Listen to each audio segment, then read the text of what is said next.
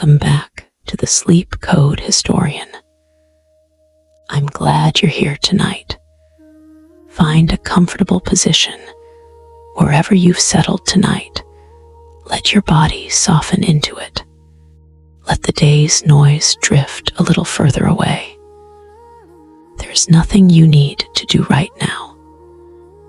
Nothing to solve, nothing to decide, and nothing to worry about that cannot wait until morning.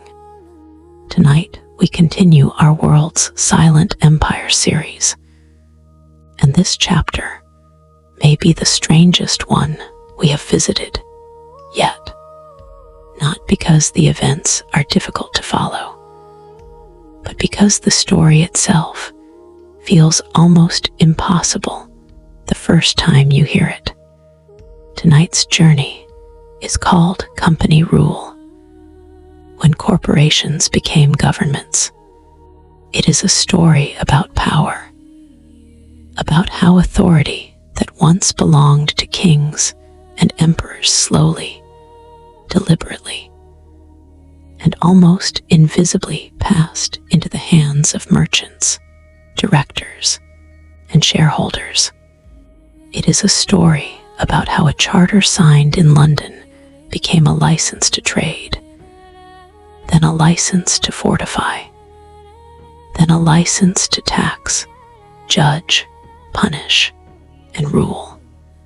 It is also a story about what happens when the people who govern are not answerable to the people they govern, but to the profits expected by distant investors. When the measure of success is not justice, stability, or human welfare, but return on capital. This story is not only about one company, it is about a larger question. What happens when commercial power grows so large that it begins to act like government? To explore that question, we will follow the most famous and dramatic example in history, the East India Company. By studying this single case closely, we can better understand how a commercial enterprise could evolve into something far more powerful. A corporation that governed territory, commanded armies, and ruled millions of people. You do not need to follow every word tonight. Let the story drift through you like light through water, present, quiet, and gentle. This is the Sleep Code Historian, and this episode is part of the World's Silent Empire series. Calm history for long nights, slow thoughts, and soft sleep. Settle in. Let the world grow quiet. Let's begin. There is a question at the heart of this story that seems, at first, almost too simple to ask. What is the difference between a corporation and a government? In ordinary life, the distinction feels obvious. A corporation pursues profit. A government governs a territory and its people. One sells things, the other rules. And yet, history contains moments when that distinction collapsed completely. There were times when corporations raised armies, made laws, conducted diplomacy, collected taxes, waged war, and administered justice over populations that had no say in the matter. The most important of these cases, the most consequential, and in many ways the most unsettling, was the 200-year history of the English and later British East India Company. It began as a trading venture. It became a governing power, and in the process, it helped remake India, Britain, and the wider modern world. Historians such as Philip Stern, Nick Robbins, William Dalrymple, and Sven Beckert have shown different sides of this transformation. The company as a company state, the extractor of wealth, the conqueror of Mughal power, and a key instrument in the violent global economy that fed industrial capitalism. We do not need to stay with their arguments too long tonight. We only need the central insight. The East India Company was not merely a business that overreached. For a long and consequential stretch of history, it was commerce with sovereignty. Our journey tonight will move in broad, quiet stages. First, we will see how the company was created and what kind of legal creature it was. Then we will watch it build the practical machinery of rule, forts, armies, revenue systems, courts, and diplomacy. After that, we will follow its conquests across India. And finally, we will consider what remained after company rule ended, and why the questions it raised still feel close to us now. We will move slowly through all of it. The night is long. The story is rich. And as always on the Sleep Code Historian, you can simply let the history carry you. Chapter 1. The Charter and the Idea. What kind of thing was the East India Company? As part of our world's silent empire's journey on the Sleep Code Historian, let us begin where this story quietly begins, with a charter, a room in London, and a promise of trade. A room above a shop on Leadenhall Street. Let us begin at the beginning, or as close to the beginning as the documentary record allows. On the last day of December, in the year 1600, Queen Elizabeth I of England signed a royal charter granting to a group of London merchants the exclusive right to trade between England and the countries of the East Indies. The document was formal, elaborate, dense, with legal language, and in most outward respects, indistinguishable from the various other commercial charters that the Crown had been issuing throughout the 16th century. But this particular document was different, and the difference lay not in anything written explicitly within it, but in the extraordinary trajectory that the enterprise it authorized would follow over the next 2.5 centuries. The merchants who received the charter were, at this moment, simply businessmen. They wanted to trade spices, pepper, nutmeg, cloves, mace, which were enormously valuable in European markets because they were scarce, because their preservation and flavor properties made them essential in the kitchens of the wealthy, and because the existing trade routes through which spices reached Europe were controlled by intermediaries. Ottoman, Arab, Portuguese, who extracted substantial profits at every stage of the journey. The Dutch had already demonstrated, spectacularly, that direct trade between Europe and the spice-producing regions of Asia was immensely profitable. The Dutch East India Company, the VOC, the Vereinigte Oostenrijksche Compagnie, had been organized in 1602 and would become, over the course of the 17th century, arguably the most powerful commercial enterprise the world had ever seen. The English merchants who gathered on Leadenhall Street in 1600 were responding to the same commercial opportunity, motivated by the same desire to capture the enormous profits that the spice trade could yield. Their initial organization was modest. The first expeditions were funded by subscriptions from individual investors who contributed specific sums for specific voyages and received their proportionate shares of the profits when the ships returned. This was not yet the permanent joint stock company that the later East India Company became.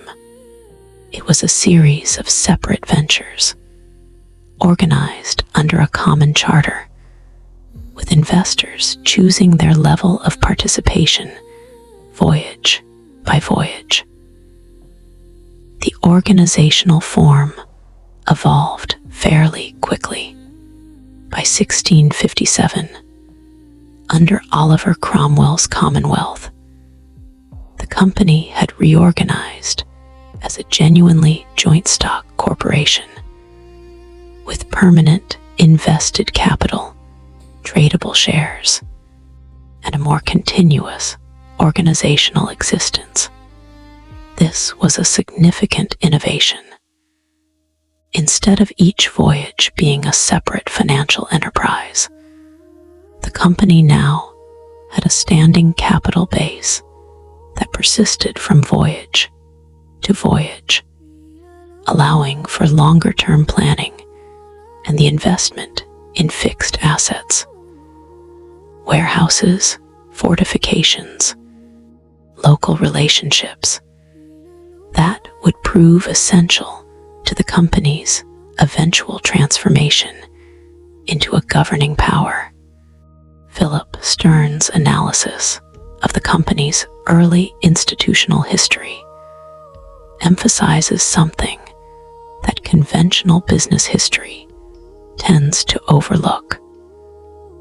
From a very early stage, the company understood itself as something more than a trading enterprise.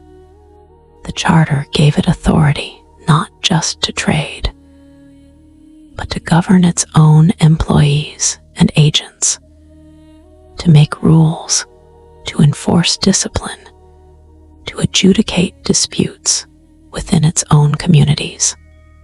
This internal jurisdiction, initially narrow and practical, was the seed from which the company's much more expansive claims to political authority would eventually grow. To understand what the charter actually gave the company, we need to understand the concept of the Royal Charter in early modern English law, and why this particular concept was so consequential. A Royal Charter was not simply a license to operate. It was a grant of legal personality, the creation by royal authority of a new entity in law, capable of holding property, making contracts, suing and being sued, and exercising whatever powers the charter specified. The corporation, the body corporate, as the legal language described it, was a legal fiction, an imaginary person created by the state's authority, and endowed with rights and powers that the state chose to confer. The powers that the East India Company's charter conferred were, from the beginning, notably broad. The right to make rules for the governance of its members and employees, with penalties, including imprisonment, amounted to a private legal jurisdiction within the company's own community, the right to use force against interlopers, people who tried to trade in the company's monopoly area without authorization, was an enforcement power that had, in practice, military dimensions. The right to make treaties with local rulers in the East Indies created a diplomatic capacity that was normally associated with sovereign states, not commercial enterprises. These powers were not all exercised immediately or to their full extent. In the company's early decades, its operations were primarily commercial, and the institutional apparatus of governance was correspondingly undeveloped. But the powers were there, written into the charter, available to be expanded and elaborated as circumstances required. Stern argues that what made the company distinctive, what distinguished it from other chartered companies and made it historically significant, was the way it developed a consistent and deliberate theory of its own authority. The company did not simply exercise political powers as a practical matter when commerce required it.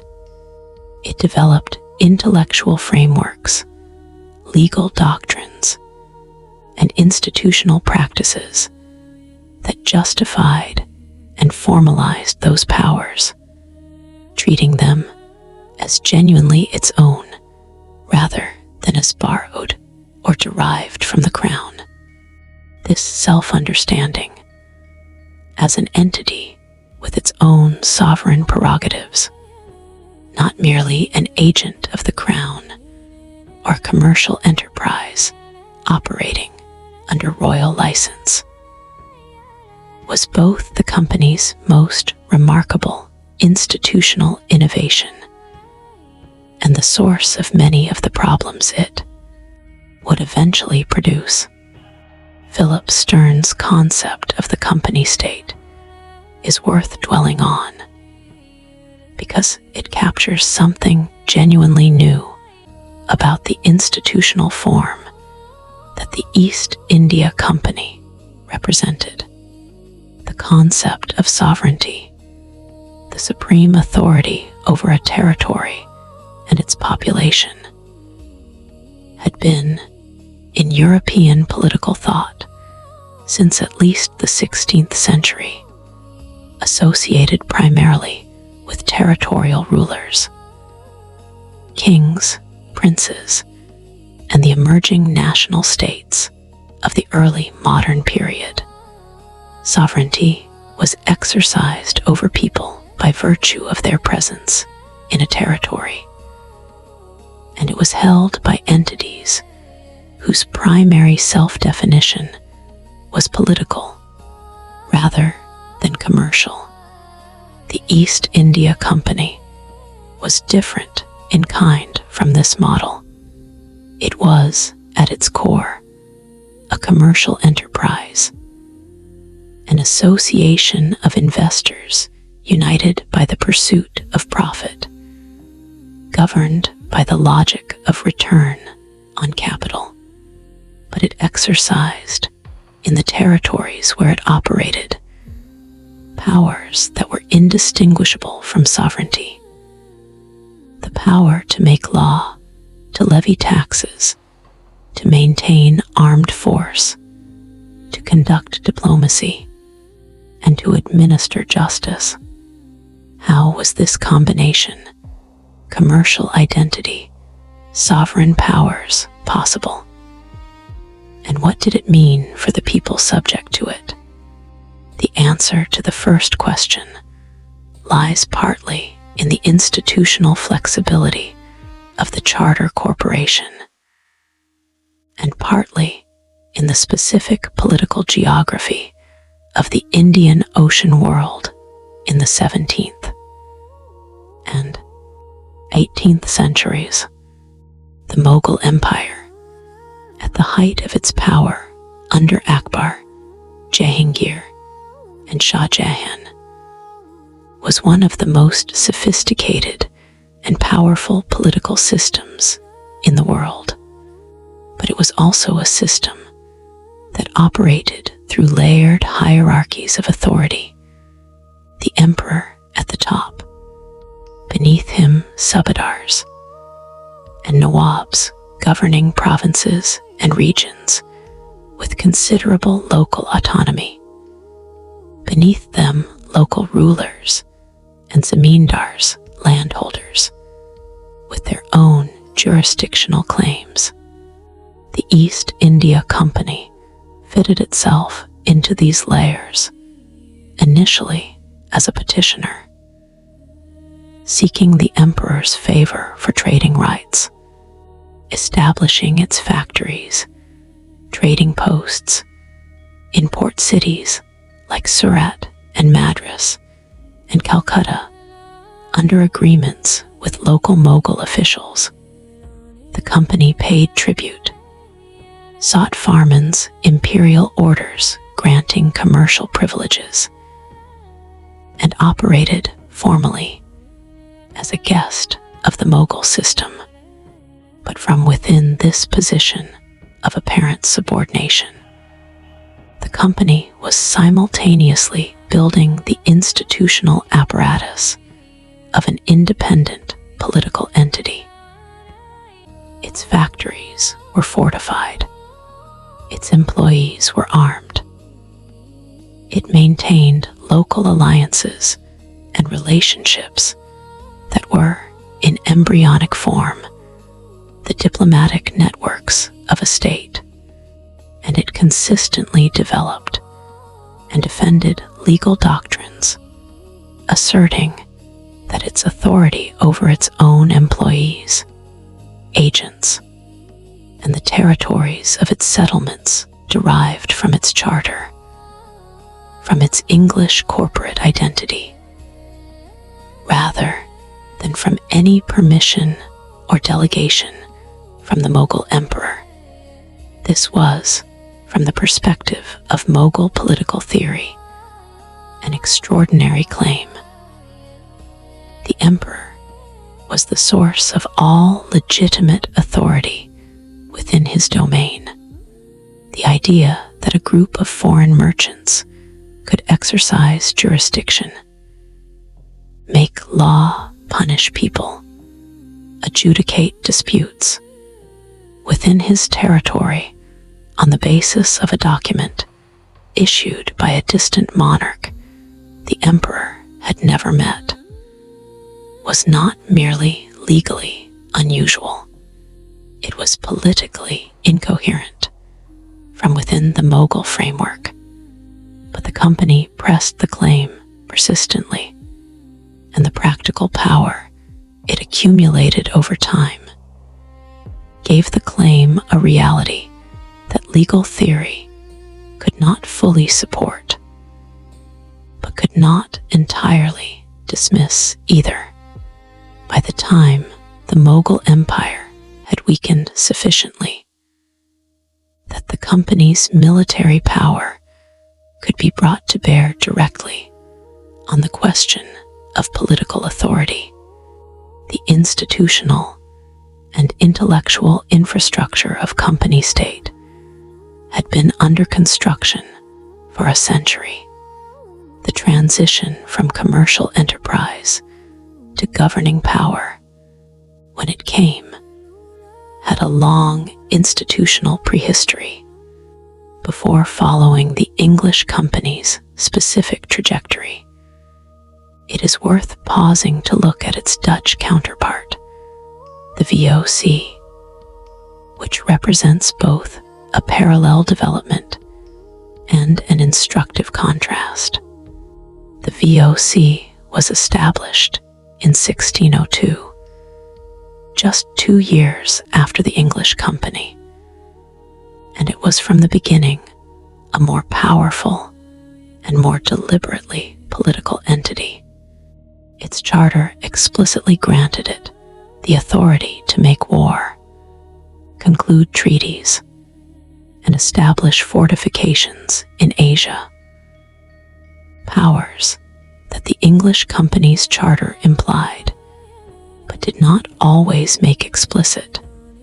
The Dutch States General understood that commercial competition in Asia would require military capacity, and they designed the VOC accordingly. What the VOC built in the archipelago that became the Dutch East Indies, modern Indonesia, was a form of territorial governance more direct and more brutal than anything the English Company attempted in India during the same period. The Banda Islands Massacre, which we discussed in our Indian Ocean journey, was the most extreme expression of this approach. The extermination of a population that refused to accept the VOC's commercial monopoly, carried out in the name of shareholder returns.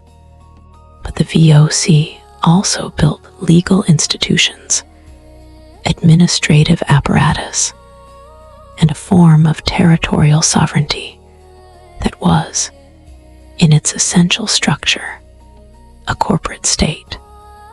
Its governor-generals in Batavia, the capital it established on the island of Java, exercised powers that were effectively those of absolute rulers over the territories under company control, answerable not to the populations they governed, but to the board of directors in Amsterdam, the Heren XVII, whose primary concern was the company's commercial returns. The comparison with the English Company is instructive precisely because the two enterprises developed so similarly, from such similar starting points, into such similar institutional forms. They were not copying each other, though they certainly watched each other carefully. They were responding to the same structural pressures. The need to protect commercial operations in environments where state protection was unavailable. The incentive to extract maximum value from controlled resources. The institutional logic that pushed commercial authority toward political authority whenever the two came into contact. Nick Robbins' framing of the East India Company as the archetype of the modern multinational corporation is strengthened by this parallel development. Both the VOC and the EIC represent not idiosyncratic historical accidents, but the natural development of joint stock corporate forms when applied to the commercial exploitation of distant territories. The corporate form, with its combination of concentrated capital, limited liability for investors, and executive authority delegated to managers, was particularly well suited to the kind of long-distance, high-risk, high-reward commerce that characterized the Asian trade.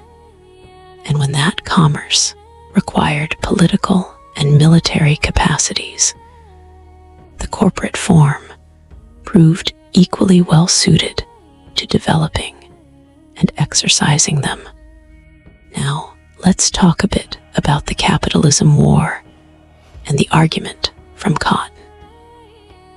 Sven Beckert's asterisk empire of cotton provides a crucial widening of the frame. Beckert's argument, stated simply, is that the Industrial Revolution, the transformation of production through mechanized manufacture, centered in Britain, and then spreading across the Atlantic world in the 19th century, was built not on the free market foundations that economic mythology celebrates, but on what he calls war capitalism, the systematic use of political violence, state power, and coercion to organize the global supply of raw materials, particularly cotton, the cotton that fed the mills of Manchester and the Midlands came primarily from two sources in the early and middle 19th century: the slave plantations of the American South and the peasant cultivators of colonial India. Both of these supply systems depended on coercion, on the ability of powerful actors to compel the production of cotton at prices, and on terms that the producers themselves would not have chosen freely. In the American South, that coercion was racial chattel slavery, the most extreme form of labor coercion available, maintained by a comprehensive apparatus of law, custom, and violence. In colonial India, the coercion was somewhat less absolute, but structurally similar in its essentials. Peasant cultivators who had grown food crops for subsistence, and local markets were pressured through tax policy, debt, and in some periods, direct force, to shift their land to cotton cultivation for export, often at prices they had no power to negotiate. The East India Company was the institutional mechanism through which the Indian side of this arrangement was organized. Its revenue systems, based on the extraction of land taxes from the peasant population, created the debts and pressures that drove cotton cultivation. Its legal and administrative apparatus enforced the property rights and commercial contracts that made the extraction viable, and its military capacity suppressed the resistance that the arrangement predictably provoked. Beckert's contribution to our story is the insistence that none of this was incidental or accidental. The war capitalism of the company era was not a regrettable side effect of otherwise beneficial commercial development. It was the mechanism through which commercial development was accomplished. The violence was not separate from the capitalism, but constitutive of it. This argument has significant implications for how we understand the company's institutional development. If the commercial returns the company was expected to generate for its shareholders could only be achieved through the exercise of political and military coercion over subject populations, then the company's transformation from trading enterprise to governing power was not a deviation from its commercial purpose, but the fulfillment of it. The company state was not a byproduct of commerce. It was what commerce required. Keep your eyes closed as we move along to Chapter 2. The company state in practice, building the institutions of rule. Now, as our sleep code historian journey moves deeper into this world's silent empire, we begin to see how trade hardened into institutions of rule, factories, forts, and the architecture of presence. The East India Company's transition from commercial enterprise to governing power was not a single dramatic transformation. It was a gradual accumulation, a decades-long process of institutional development, each step appearing incremental and locally justified. The cumulative effect of all the steps together, producing something that none of the individual steps, taken in isolation, could have predicted. The process began with the factory system. In the vocabulary of early modern trade, a factory was not a place of manufacture.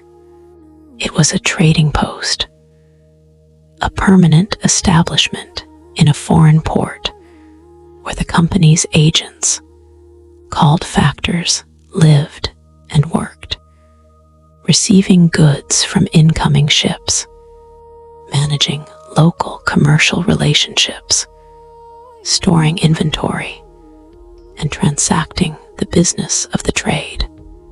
The factory was the physical anchor of the company's presence in a particular location, and it was the institutional seedling from which larger structures of company authority would grow. The first English factories in India were established at the beginning of the 17th century. At Surat, on the Gujarat coast, in 1612, at Madras on the Coromandel coast in 1639, at Bombay in 1668, and at Calcutta in Bengal in 1690. Each of these establishments was initially modest, a warehouse, a residence for company employees, a chapel, an administrative office. Each was located in a city or town already under Mughal authority, operating by permission of local officials who had agreed to allow the English merchants to conduct their trade. But each factory was also, from the beginning, a fortified installation.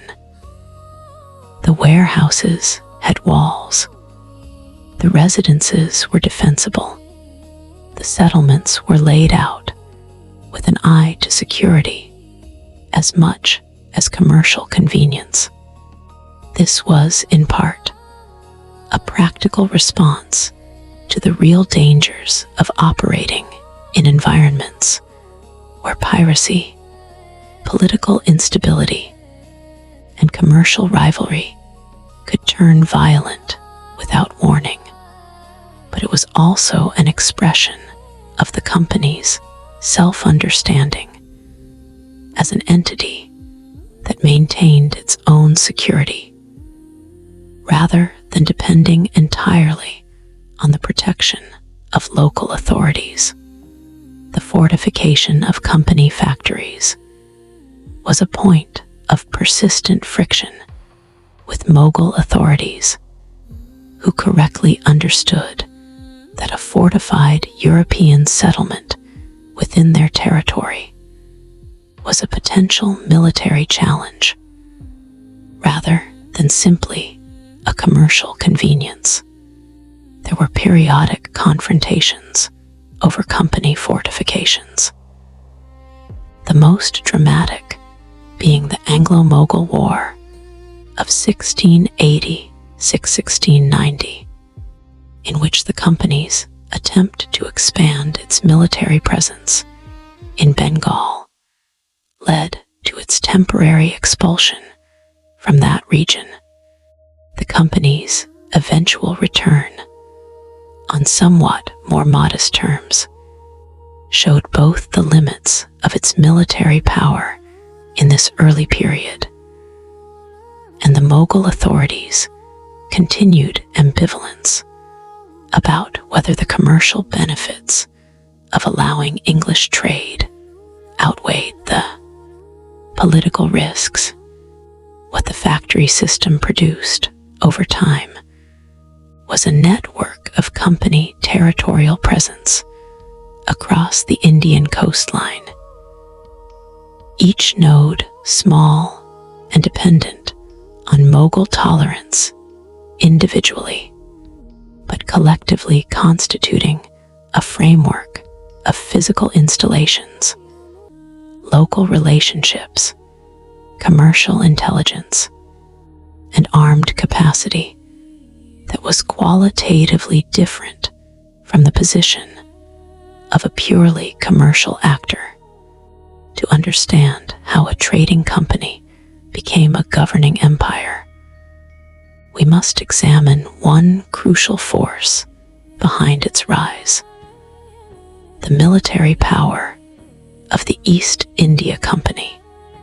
In the early stages of the company's operations, its military capacity was limited to the guards who protected its factories and the armed sailors who defended its ships. This was normal for commercial enterprises operating in environments where state protection was unreliable.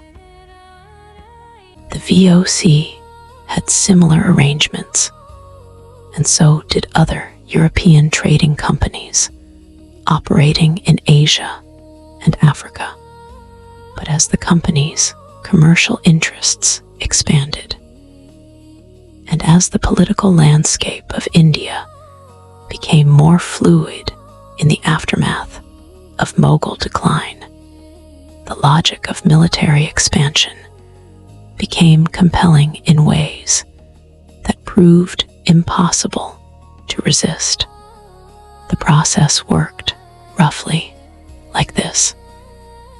The company needed to protect its commercial interests. Protecting those interests required security that local political authorities couldn't always guarantee. Providing that security required a military force. Maintaining a military force required revenue to pay for it.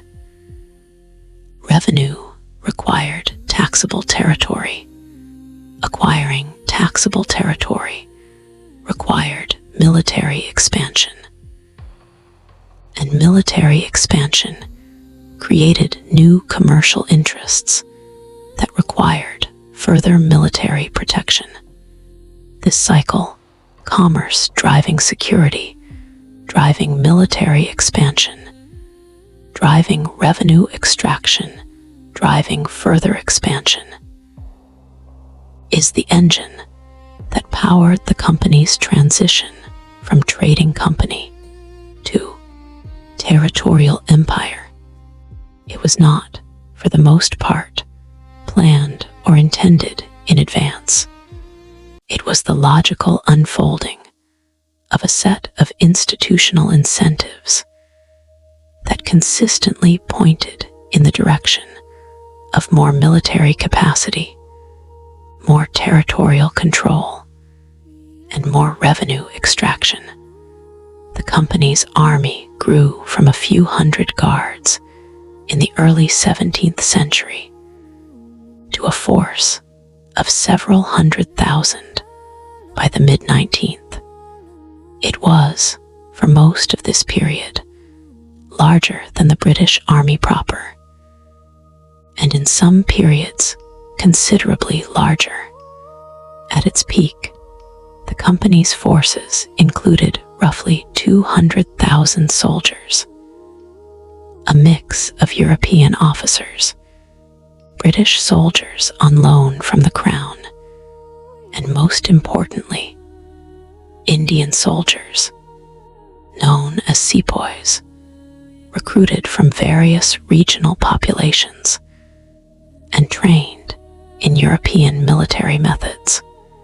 The sepoy army is one of the most striking institutional innovations of the company state.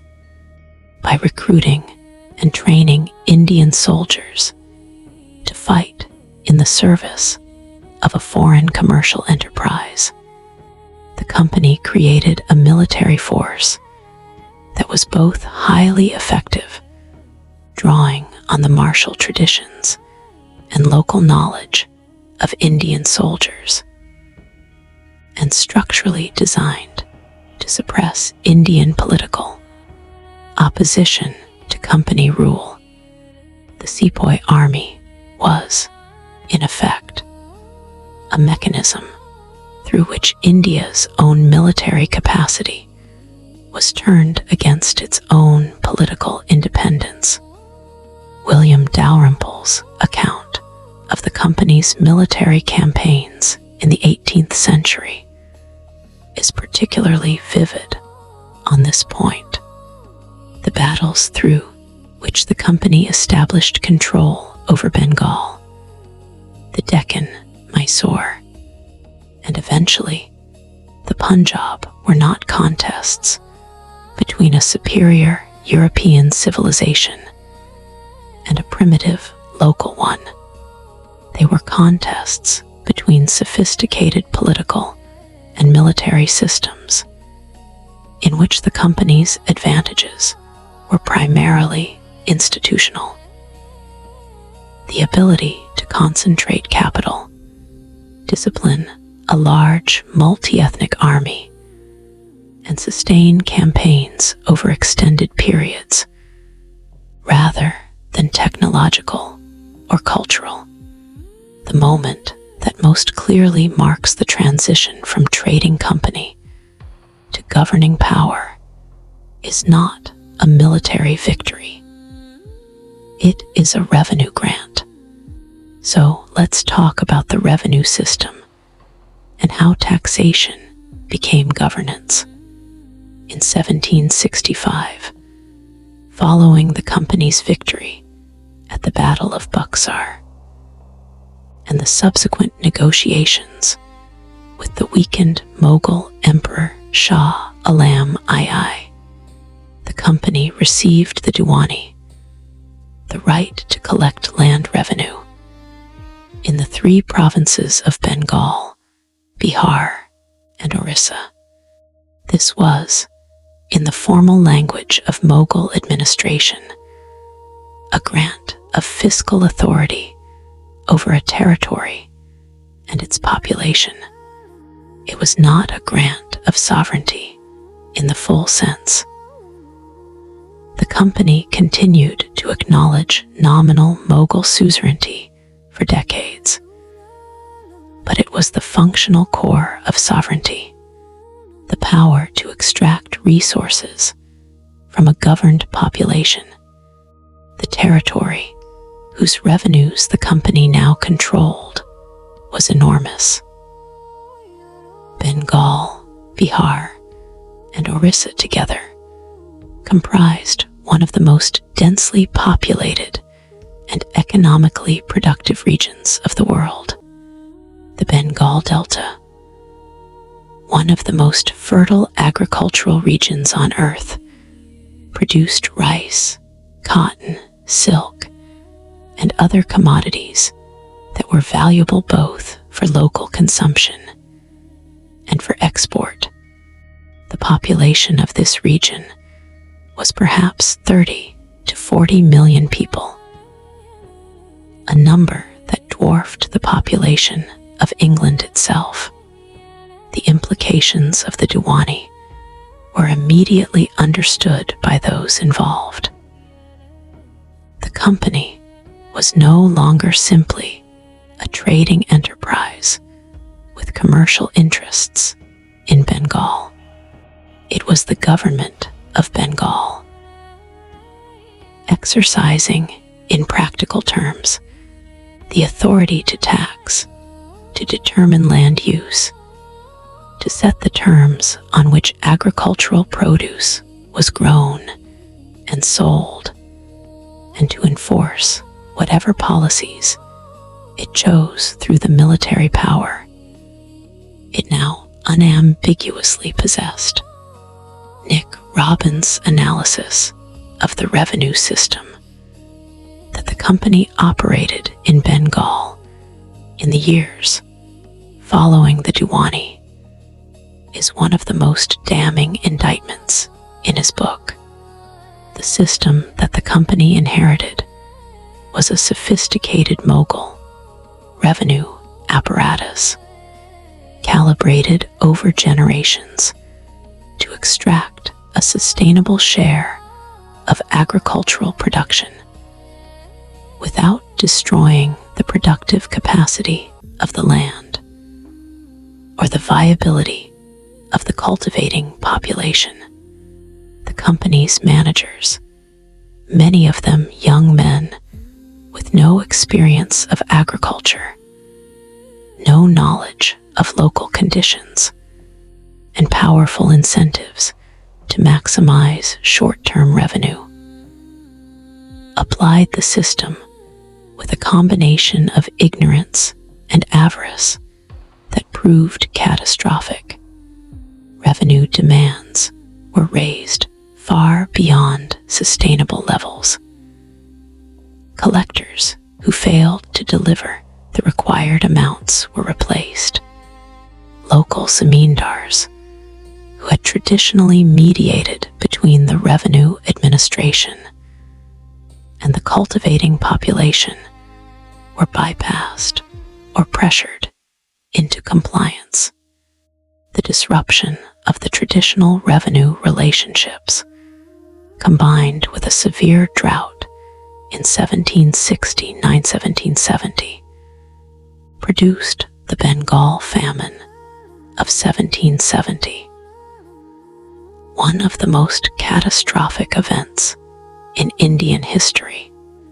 The famine killed between 7 and 10 million people, perhaps a third of the population of Bengal. It destroyed the social fabric of large areas of the province, and it happened not because natural conditions were uniquely terrible, but because the administrative and revenue system that the company had imposed had destroyed the mechanisms that traditionally buffered the population against the inevitable variability of agricultural production. Robbins is explicit about the causal relationship. This was not an unavoidable natural disaster. It was a man-made catastrophe, produced by a revenue system designed to serve the financial interests of a commercial enterprise rather than the welfare of the population it governed. The company's legal apparatus also deserves careful attention because it reveals with particular clarity the contradictions of corporate governance. A governing power requires law. It requires courts to adjudicate disputes, rules to define acceptable and unacceptable behavior, and enforcement mechanisms to give those rules effect.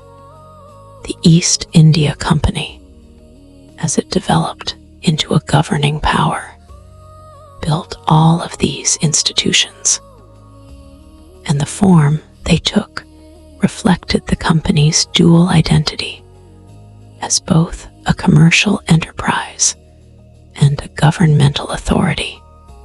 The company's legal system in India was, from its inception, divided.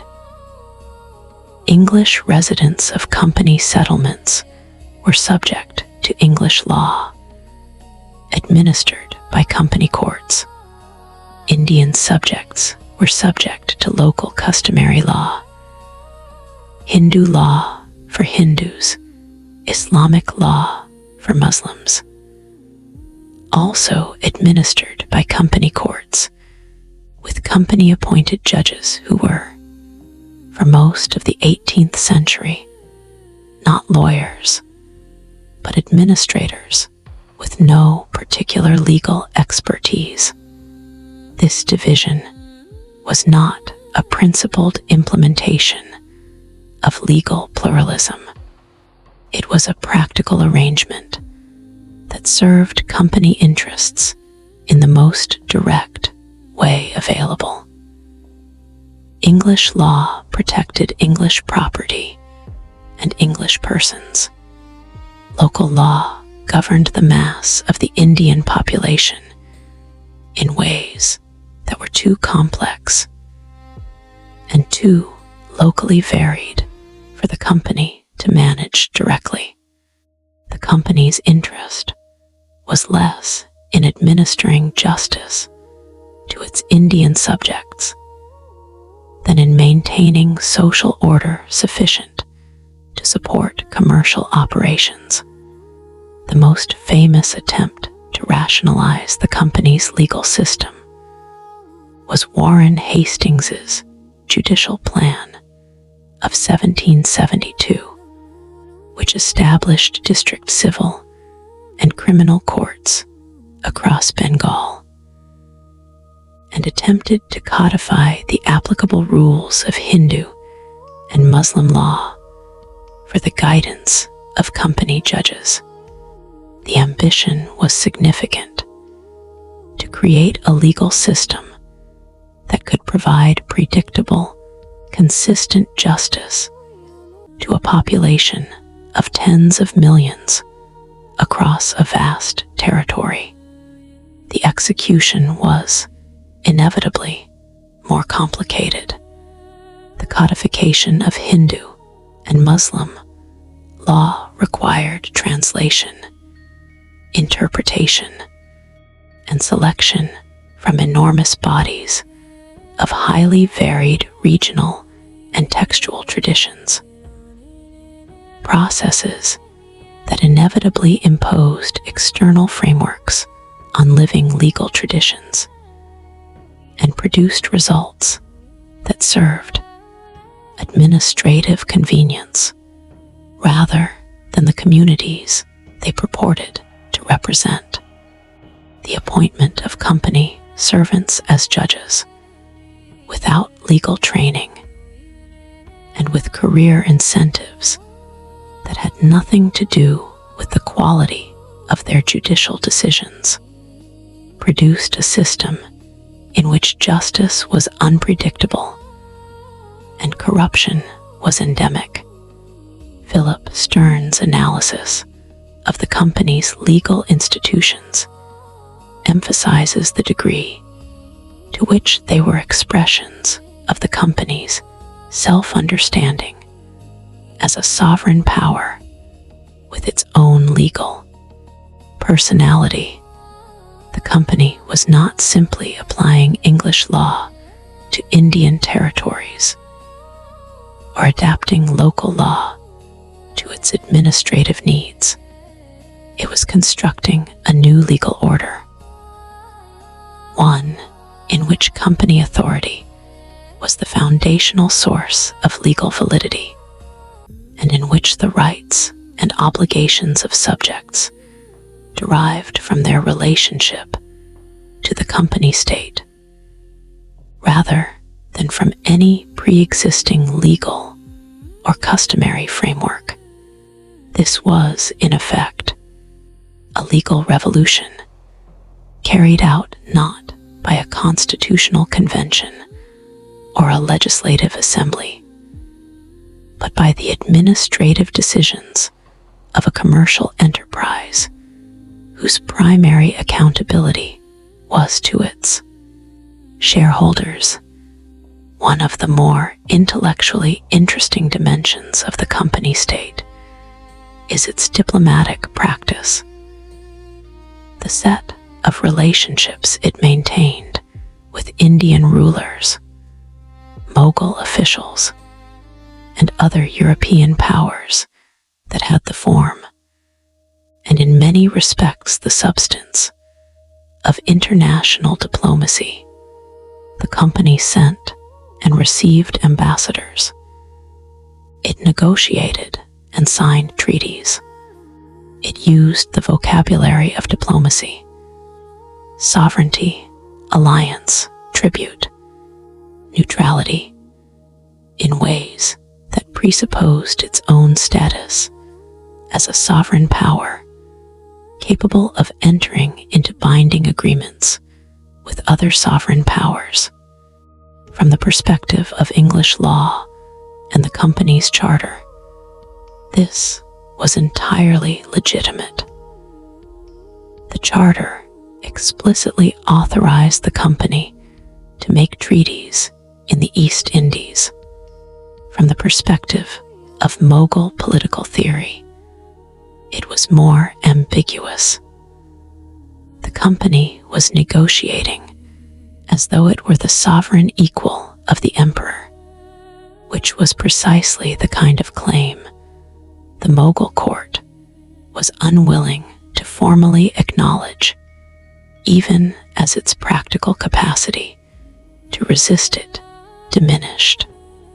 The diplomatic practice of the company reveals the degree to which political authority in the early modern Indian Ocean world was contested, layered, and negotiated rather than simply given. The Mughal Empire at its height had been capable of imposing a relatively clear framework of authority: the emperor at the top, all other powers deriving their legitimacy from him. As the empire weakened, that framework fragmented, and the company's insistence on its own sovereign status was one of many competing claims to political authority in a landscape that no longer had a single clear center.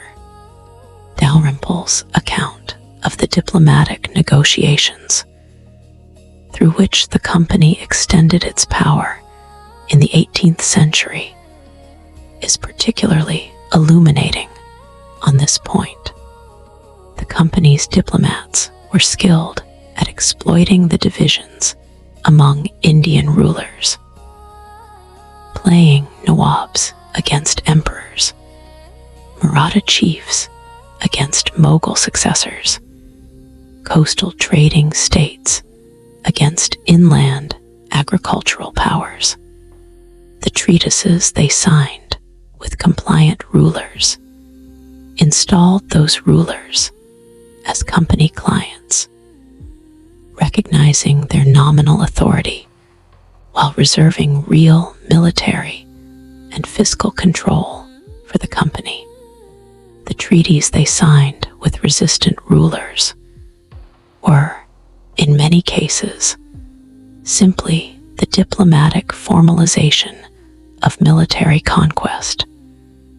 The company's terms, presented as negotiated agreements after the military situation had made resistance impossible. The vocabulary of sovereignty in these documents is illuminating precisely because of its ambiguity. The company was simultaneously claiming sovereign powers for itself and denying them to the Indian rulers it was replacing, treating Indian political authority as derivative and contingent, while treating its own authority as inherent and absolute. The legal and intellectual gymnastics required to sustain this position were considerable, and the inconsistencies were visible enough that they generated, over time, significant intellectual and political debate in Britain about the nature and legitimacy of company rule. Let's slow down for a moment, and we feel the gentle breeze of the night moving us to the world of dreams. Let's slowly move along to Chapter 3, The Conquest and the Anarchy, how the company took India.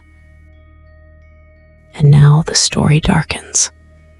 In this part of our world's Silent Empire series, we follow the slow violence through which a company became a conqueror. To understand how the company made its conquest, we need to understand what it found when it arrived in India with serious military ambitions. And that means understanding the trajectory of the Mughal Empire in the century before the company's decisive military expansion. The Mughal Empire at its peak, under the Emperor Akbar, who ruled from 1556 to 1605, was one of the most powerful and sophisticated political systems in the world. Akbar's empire encompassed most of the Indian subcontinent, an area of roughly 1.2 million square miles, with a population that historians estimate at between 100 and 150 million people. Its administrative system, the Mansabdari, which organized military and civilian service into a hierarchy of ranked positions reporting to the emperor, was capable of governing this enormous territory with reasonable efficiency. The economic output of this empire was extraordinary. By most estimates, the Mughal Empire in the early 17th century produced somewhere between 20 and 25% of total world economic output, a share that made it, alongside China, one of the two dominant economic powers in the world. Its textile industry, particularly the cotton and silk weaving traditions of Bengal and Gujarat, produced goods of remarkable quality that were traded throughout the Indian Ocean world and commanded premium prices in European markets. The arts, architecture, and intellectual culture of the Mughal court were sophisticated in ways that contemporary European visitors consistently noted with admiration and occasionally with humility. The Taj Mahal, begun in 1632 under Shah Jahan, was not an isolated wonder, but an expression of an architectural tradition that had produced extraordinary buildings across the subcontinent. The court maintained scholars, poets, painters, and musicians of high accomplishment. The religious synthesis that Akbar attempted, bringing together Hindu, Muslim, Jain, and even Christian elements in a syncretic philosophy called Dinayalahi, was an expression of intellectual ambition unusual in any era. This was not a civilization in decline. It was a civilization at or near its peak. The decline came in the century following Akbar, and it came from multiple directions simultaneously. Aurangzeb, the last of the great Mughal emperors, who ruled from 1658 to 1707, made a series of policy decisions that, with the benefit of hindsight, look like systematic undermining of the foundations of Mughal power.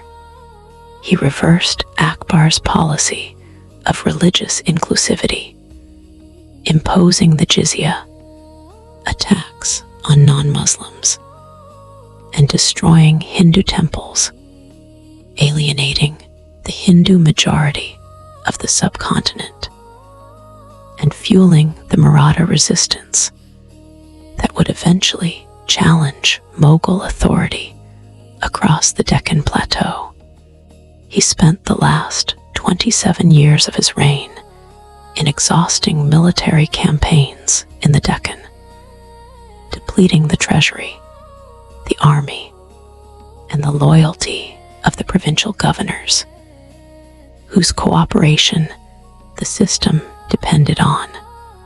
When Aurangzeb died in 1707 at the age of 88, he left behind an empire whose center had been weakened, whose periphery was in revolt, and whose provincial governors, the Nawabs and Subadars, who administered Bengal, Hyderabad, Awadh, and other wealthy regions, were beginning to develop independent power bases that owed increasingly nominal allegiance to the imperial center.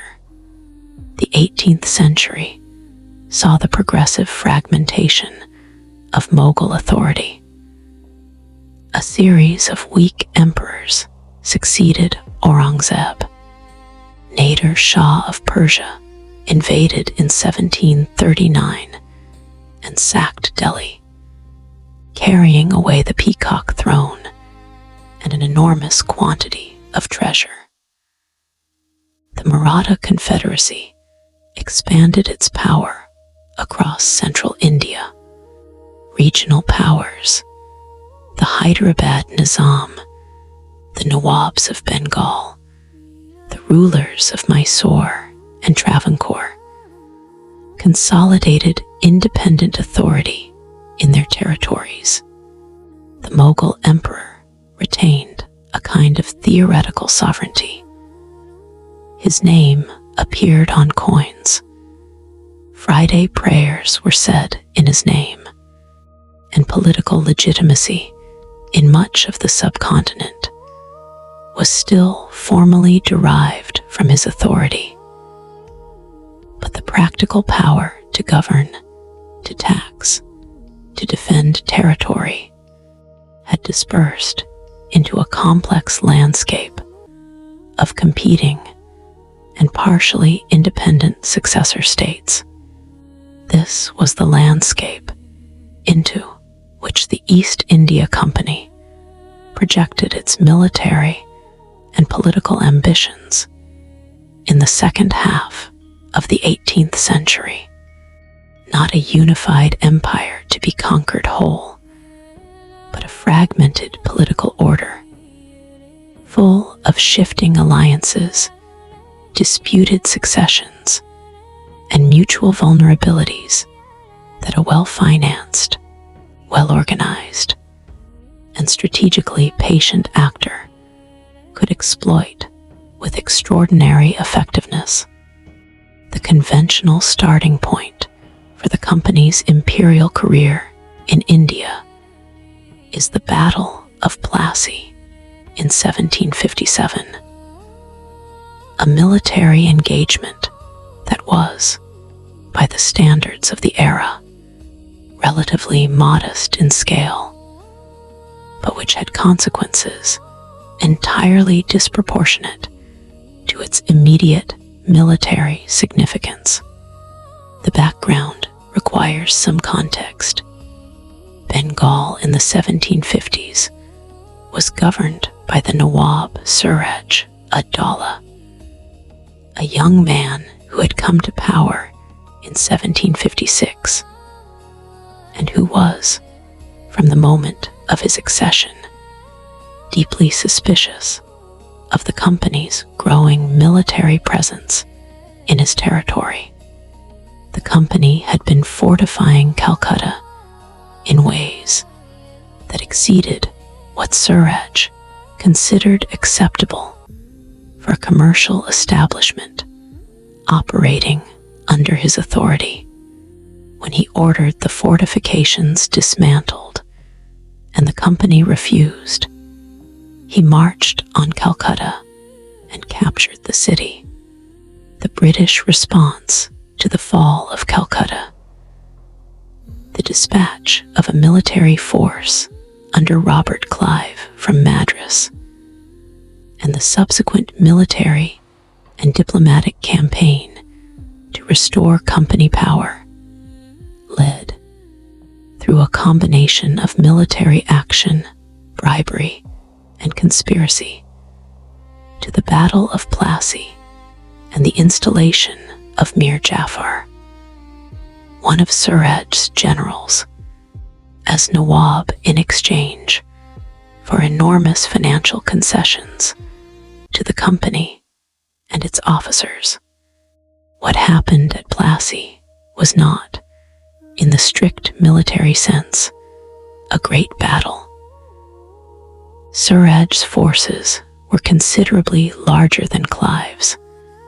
The outcome was determined less by the fighting, which was brief, than by the prior arrangement through which Mir Jafar agreed to withdraw his forces at the critical moment, ensuring that Suraj's remaining loyal troops were overwhelmed.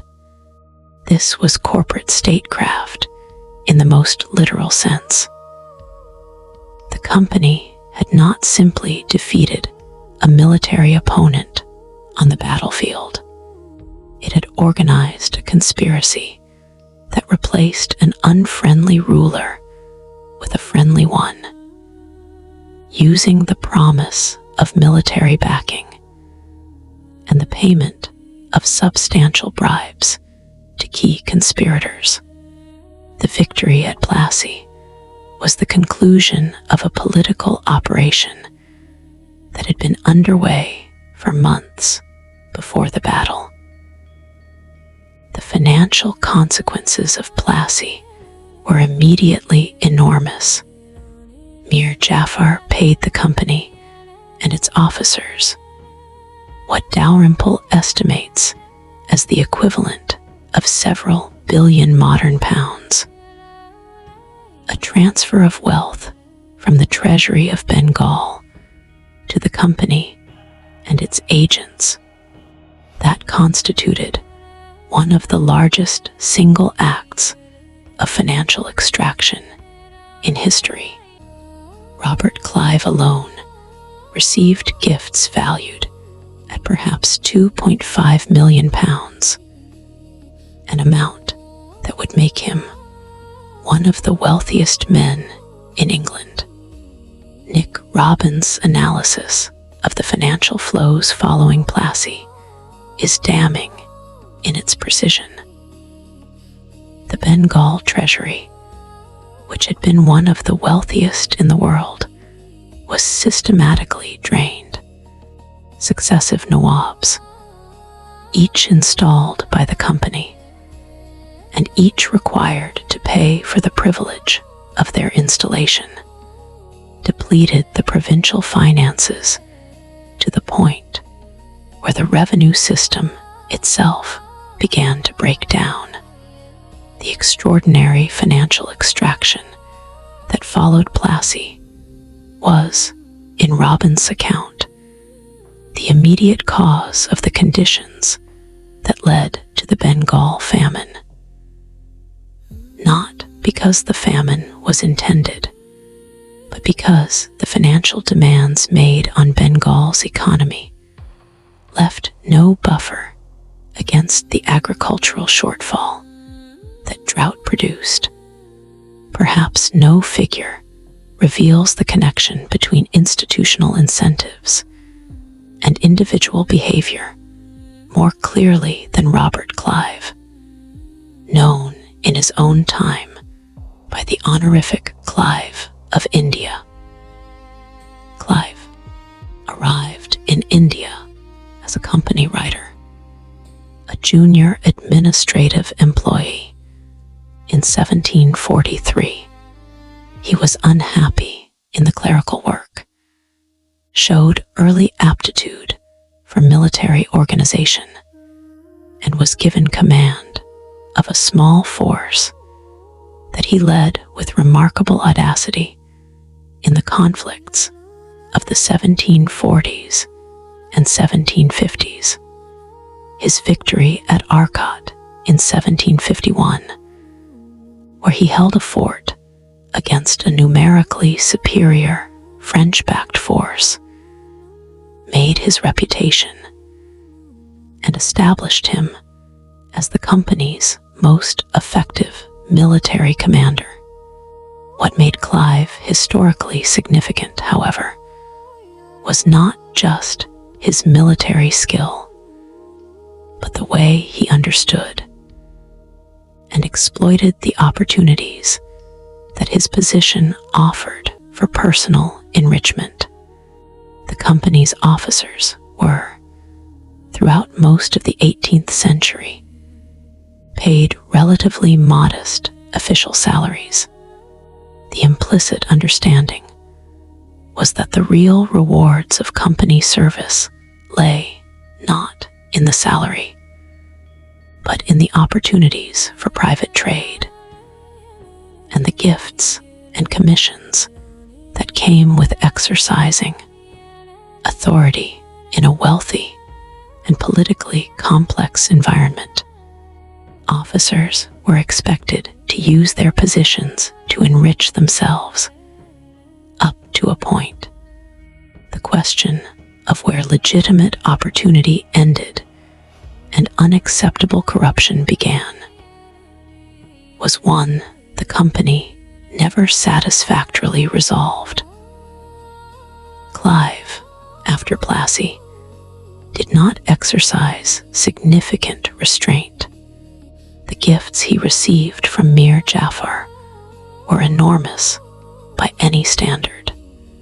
The private trading privileges he enjoyed, the financial arrangements he made with local merchants and bankers, the commissions and kickbacks that flowed through his hands.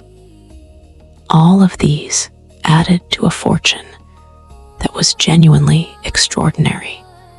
When Clive returned to England the first time, in 1760, he was rich enough to buy himself a seat in Parliament and a country estate, and to begin the social transformation from obscure soldier to gentleman of consequence that his ambition required. When he returned to India a second time in 1765, it was partly to restore order to a company whose servants had been enriching themselves so enthusiastically that the administrative and revenue system was approaching collapse. The reforms he attempted, the Clive reforms, were an effort to limit the most egregious forms of private trading and corruption, replacing them with a more regularized system of salaries and controlled benefits. The irony was profound. The man who had done more than anyone else to establish the culture of personal enrichment in company service was now appointed to suppress it.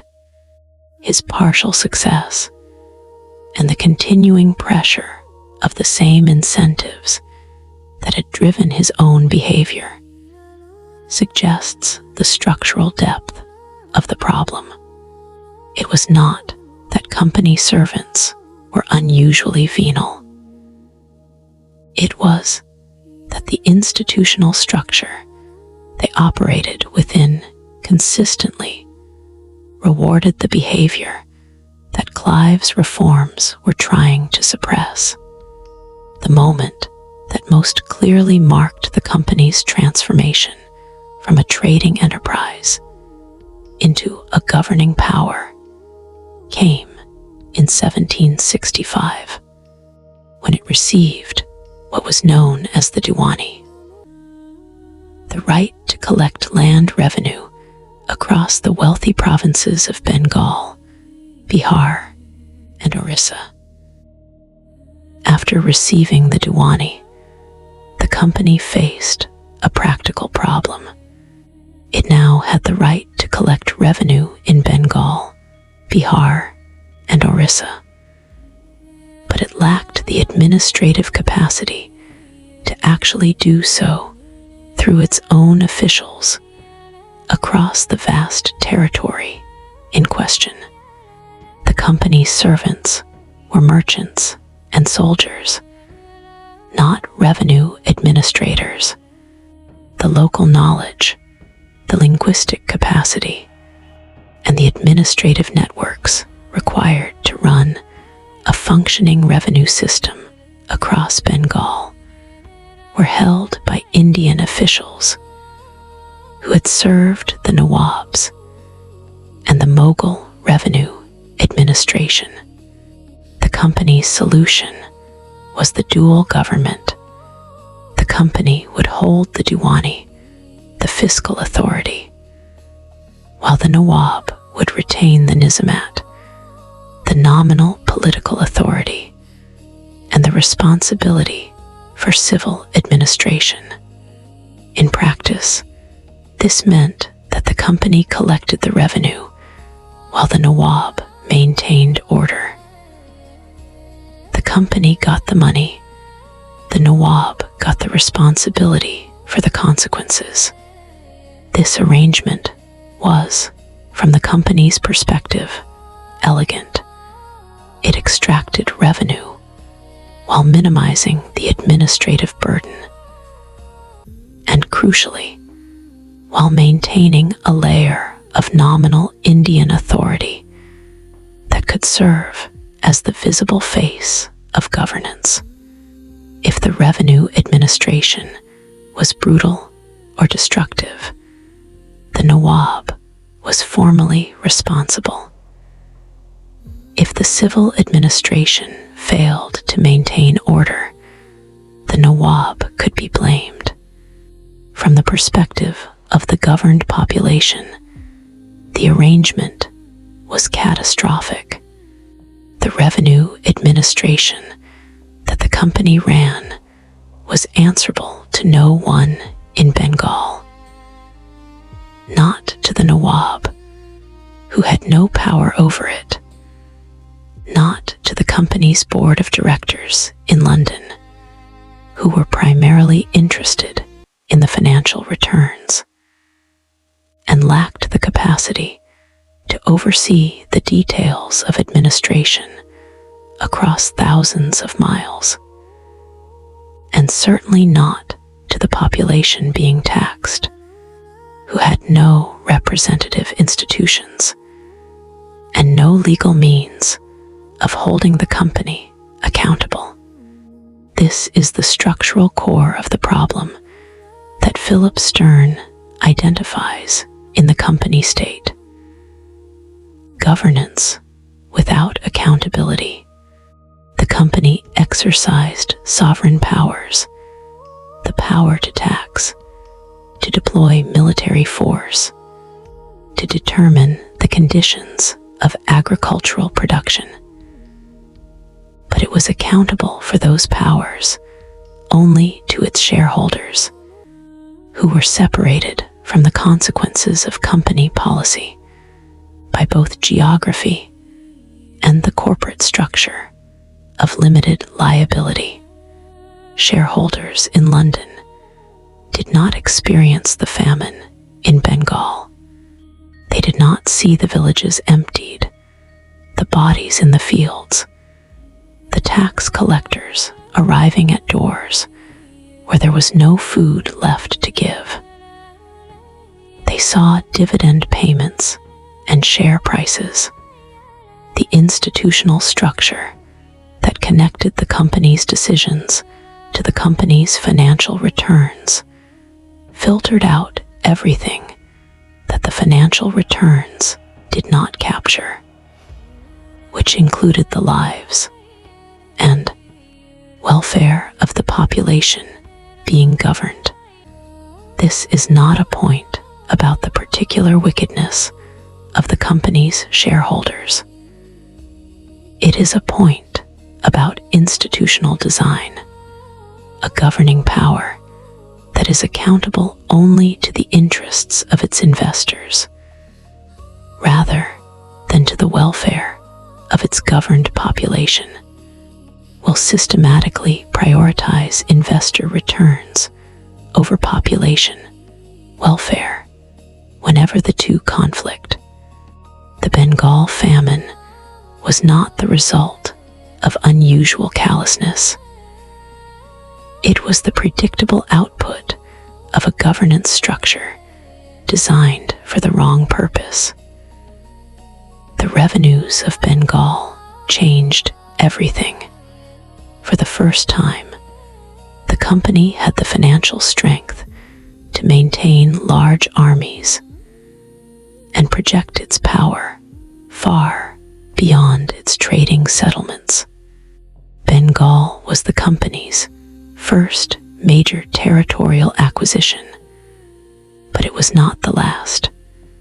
The subsequent century saw a series of military conflicts through which the company extended its control across the Indian subcontinent.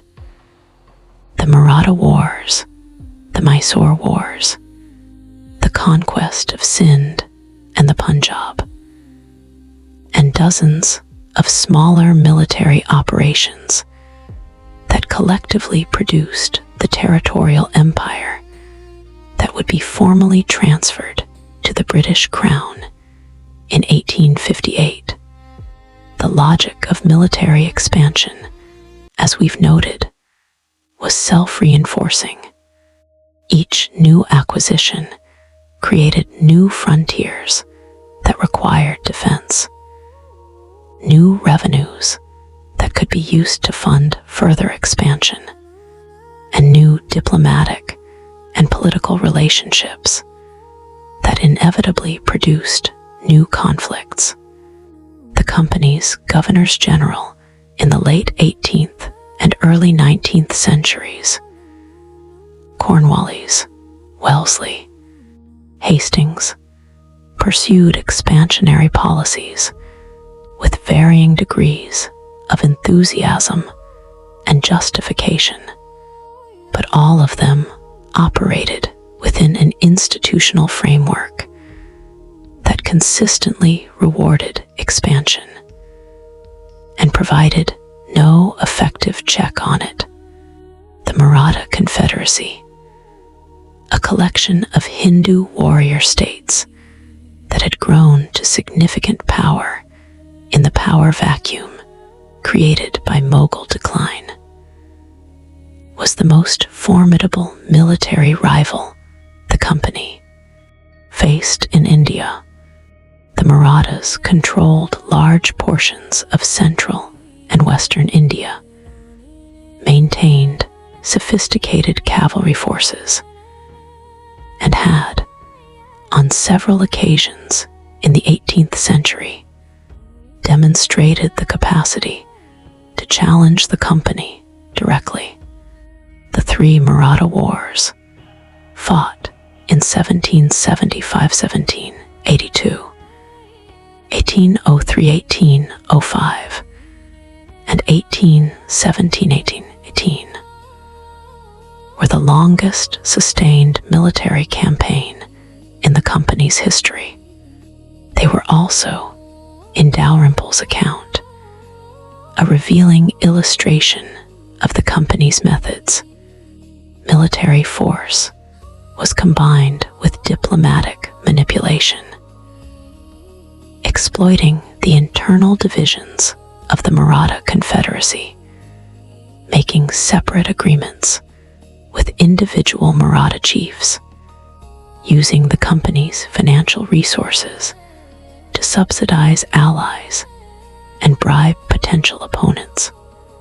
By the time the Third Maratha War ended in 1818, the Confederacy been broken, its constituent powers subjected to various forms of company control, and the company's dominance over the subcontinent was essentially complete. The conquest of Mysore, conducted in 4 wars between 1767 and 1799, was similarly complex and similarly revealing.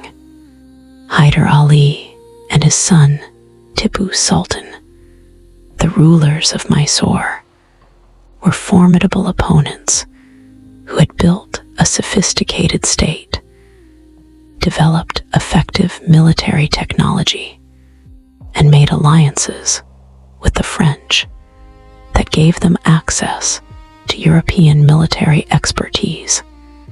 The company's eventual victory over Tipu Sultan in 1799, achieved through a combination of military pressure and diplomatic isolation that cut off Tipu from his French allies, was presented at the time as a victory for British civilization over barbarism.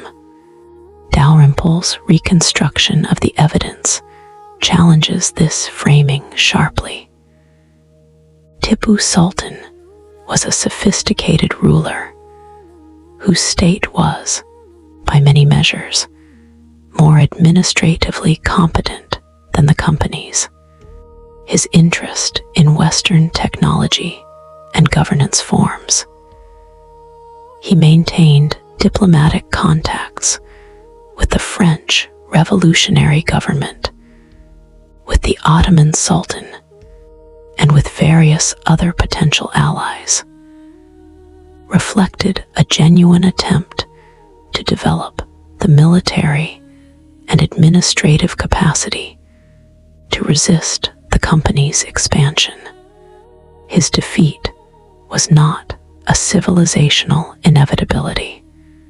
It was the product of specific military campaigns, strategic choices, and the company's superior access to the financial resources needed to maintain sustained military operations. Among the institutional changes through which the company remade the social and economic structure of India, none was more consequential than the permanent settlement of Bengal, introduced by Governor-General Cornwallis in 1793. The permanent settlement was an attempt to rationalize the revenue system that the company had been operating in Bengal since the Diwani. Its basic principle was straightforward. The company would fix the land tax assessments for Bengal permanently, giving zamindars, the landholders who were responsible for collecting and delivering revenue, secure hereditary property rights in exchange for committing to fixed annual payments. The theory behind the settlement drew on the political economy of Adam Smith and the English experience of agricultural improvement. The idea that secure property rights would encourage landholders to invest in the productivity of their estates, generating increased agricultural output that would benefit both the landholders and, ultimately, the revenue system. The reality of the settlement was, in important respects, the opposite of what the theory predicted. The zamindars who received property rights under the settlement were not, for the most part, the traditional revenue-collecting intermediaries of the Mughal system. In many cases, they were new men merchants, company contractors, and speculators who had purchased zamindar rights as investments, with no connection to the agricultural communities they now technically owned. They had no incentive to invest in agricultural improvement. Their interest was in extracting the maximum possible revenue from their tenants, with the minimum possible expenditure on anything else. The cultivating peasantry, who under the Mughal system had possessed customary rights to the land they farmed, found themselves reduced to tenants at will under the new arrangement, with no legal protection against rent increases or eviction. The security of property rights that the settlement created ran entirely through the zamindars. The peasantry received nothing equivalent. Robin's analysis of the economic consequences is stark. The permanent settlement locked Bengal into an agricultural system that was structurally resistant to improvement. Concentrated wealth in the hands of a rentier class with no productive function, and subjected the cultivating population to exploitation that the company's own reports documented in considerable detail without producing any effective policy response. The broader point that the settlement illustrates is about the relationship between institutional design and economic outcomes. The company's revenue system was not designed to promote agricultural productivity or rural welfare. It was designed to deliver reliable revenue to the company's treasury on terms that were predictable enough to be factored into the company's financial planning. The interests of the governed population were, in this design, simply not present as a consideration.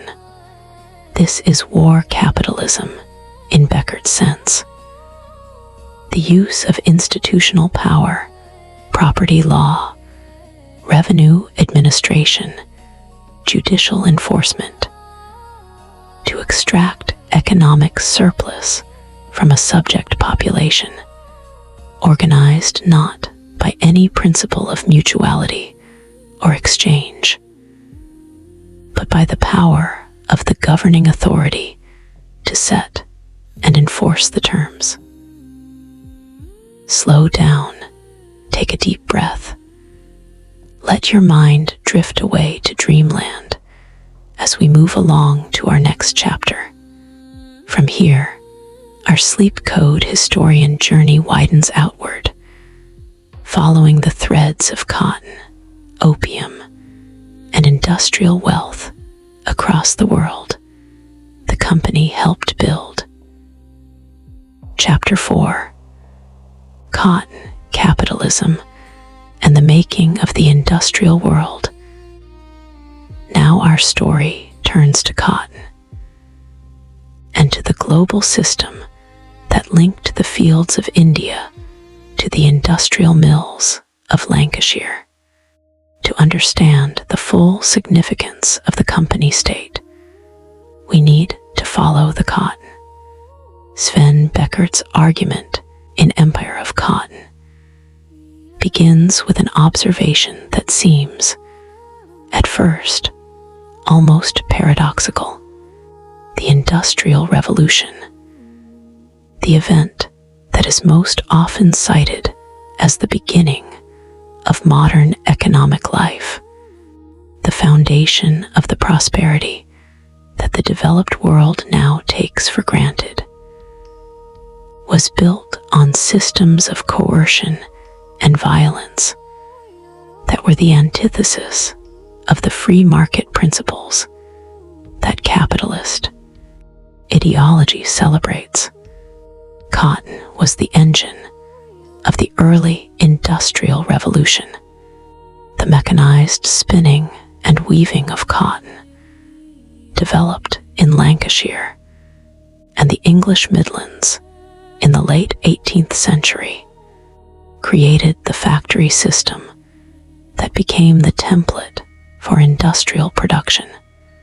The mills of Manchester, Oldham, and Preston employed hundreds of thousands of workers, produced hundreds of millions of yards of cloth, and generated the profits that were reinvested in the railways, the ironworks, and the banking systems that underpinned the broader industrialization of the British economy. But those mills required raw cotton in enormous and continuously growing quantities, and the raw cotton came in the first half of the 19th century primarily from two sources: the slave plantations of the American South and the cultivated fields of colonial India. The connection between the mill towns of Lancashire and the slave fields of Mississippi and Alabama was not accidental or incidental. It was structural, a deliberate organization of global production in which slave labor in the American South was the supply end of a commercial chain, whose demand end was the factory system of industrial England. When abolitionists in Britain argued against slavery, the Lancashire mill owners argued back. Without American slave cotton, their mills would stop, their workers would starve, and the commercial prosperity of England would be destroyed. The argument was not wrong as a description of the existing supply chain. It was wrong only in assuming that the supply chain was natural and inevitable, rather than a product of deliberate political and institutional choices. India's role in the cotton economy was somewhat different from America's, but equally revealing of Becker's war capitalism thesis. India had been, for centuries before European contact, a major producer and exporter of cotton textiles. The weavers of Bengal, Gujarat, and the Coromandel coast produced cloth of extraordinary quality.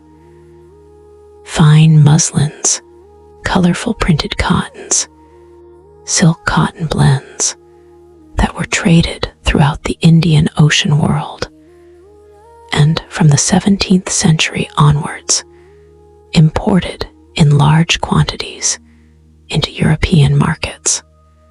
This existing textile industry was, from the East India Company's perspective, both an opportunity and a problem. An opportunity because Indian textiles could be purchased cheaply and sold in European markets at substantial profits, which is what the company did for much of the 17th and early 18th centuries, making the textile trade the commercial foundation of its Indian operations. A problem because, as the mechanized textile industry developed in England, Indian handloom cloth became a competitor to English factory cloth, a competitor that could produce quality goods at lower prices, threatening the markets that English manufacturers were trying to develop. The company's response to this competition and after 1813, when the company's trade monopoly was abolished, the British government's response was a set of policies that effectively destroyed the Indian textile industry in favor of English factory production. Tariff barriers were raised against Indian cloth imports into Britain. The revenue and commercial policies of company-governed India were structured to encourage the export of raw cotton rather than finished textiles, and the traditional institutional frameworks within which Indian weavers had organized their production. The credit relationships, the merchant networks, the guild-like structures that provided security and market access were disrupted by the imposition of company commercial institutions that served the interests of English exporters rather than Indian producers. The result was a catastrophic deindustrialization of India's most productive regions, the weavers of Bengal and Dhaka, whose fine muslins had been famous throughout the world, and whose skills represented centuries of accumulated craft knowledge, found their markets destroyed by machine-made cloth imported from England. Their incomes collapsed, and their communities impoverished. The phrase, "the weaving communities of Dhaka," became, in 19th century British accounts, a synonym for catastrophic economic decline, a byword for what happened when a sophisticated artisan economy was subjected to the competitive force of industrial capitalism backed by imperial power. Beckert's analysis is careful to note that this was not simply the operation of free market forces.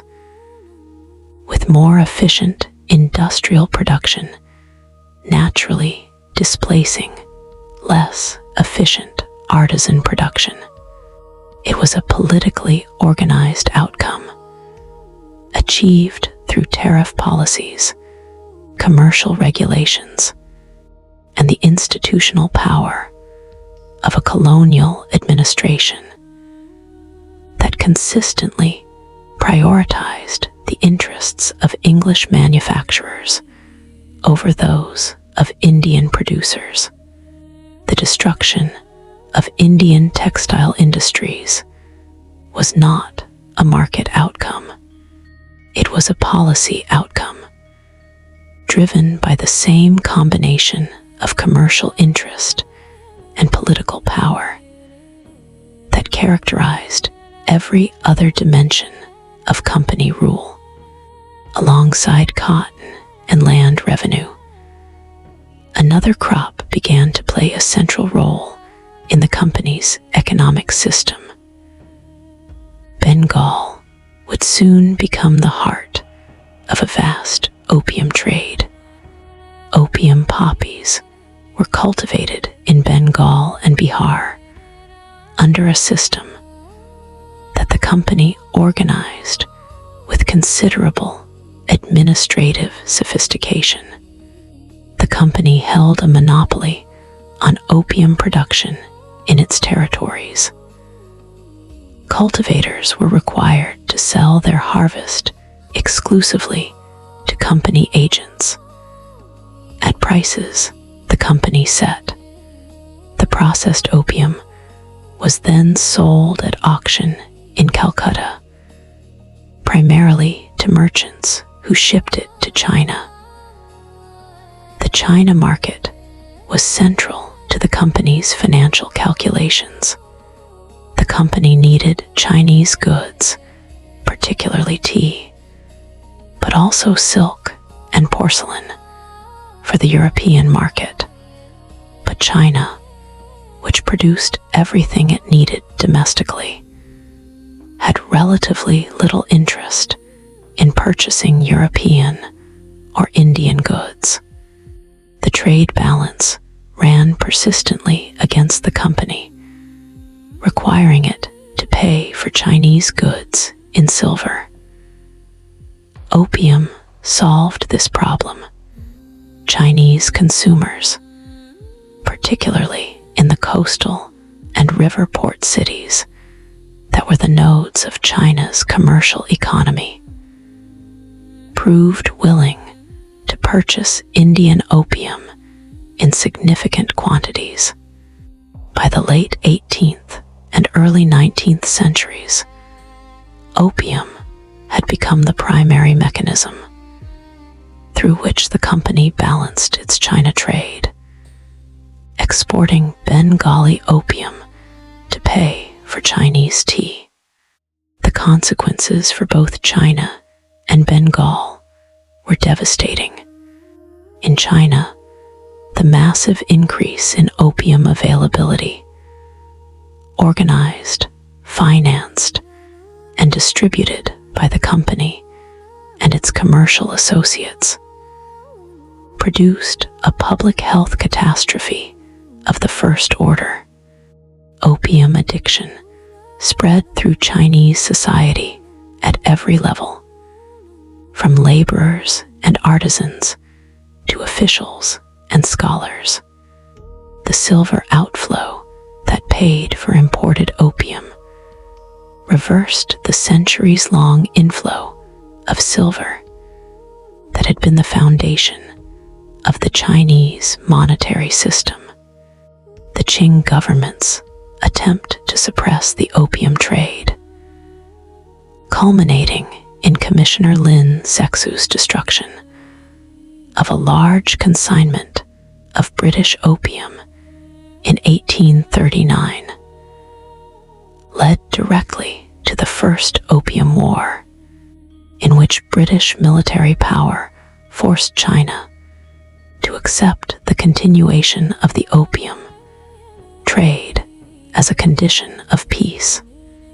The wars that the company organized to maintain the opium trade and the institutional arrangements through which it was managed are perhaps the most unambiguous example of war capitalism in the entire history of the company state.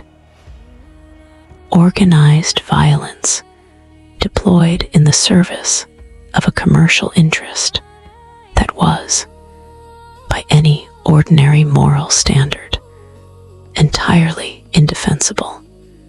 In Bengal, the opium cultivation system imposed on peasant cultivators the same structural constraints that the cotton system produced.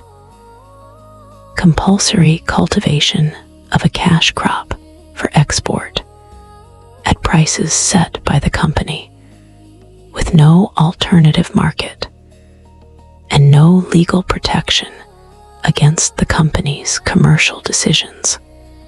The peasant who grew opium poppies in Bihar was not a free market actor selling his produce at competitive prices.